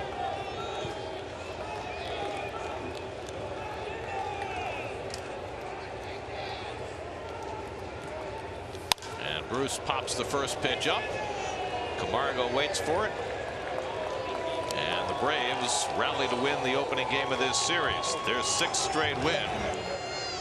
Noah Syndergaard, 6 scoreless innings, but the Braves score 7 runs in the 7th and 8th against the Mets bullpen. And the Braves have their 89th win of the year as they win tonight 7-3. Well, the Braves show what they're made of. They good come from behind. 7 runs, a 4-run 7th, and a 3-run 8th. Well, they were shut out the first 6 innings. Syndergaard looked great. But the Braves with Albies, his 24th home run, just too much for the Mets. Yeah, perfect. Game summary presented by Fios by Verizon. Syndergaard was terrific tonight, lowered his season ERA to 3.22, but the bullpen couldn't seal the deal, and that denied Syndergaard his 7th straight winning start at Citi Field. Would have been a new record, but it's the Braves who rally and win tonight 7-3. New York Mets baseball on SNY is brought to you by Fios, the best way to watch your Mets all season long. Get the 100% fiber optic network. Visit getfios.com.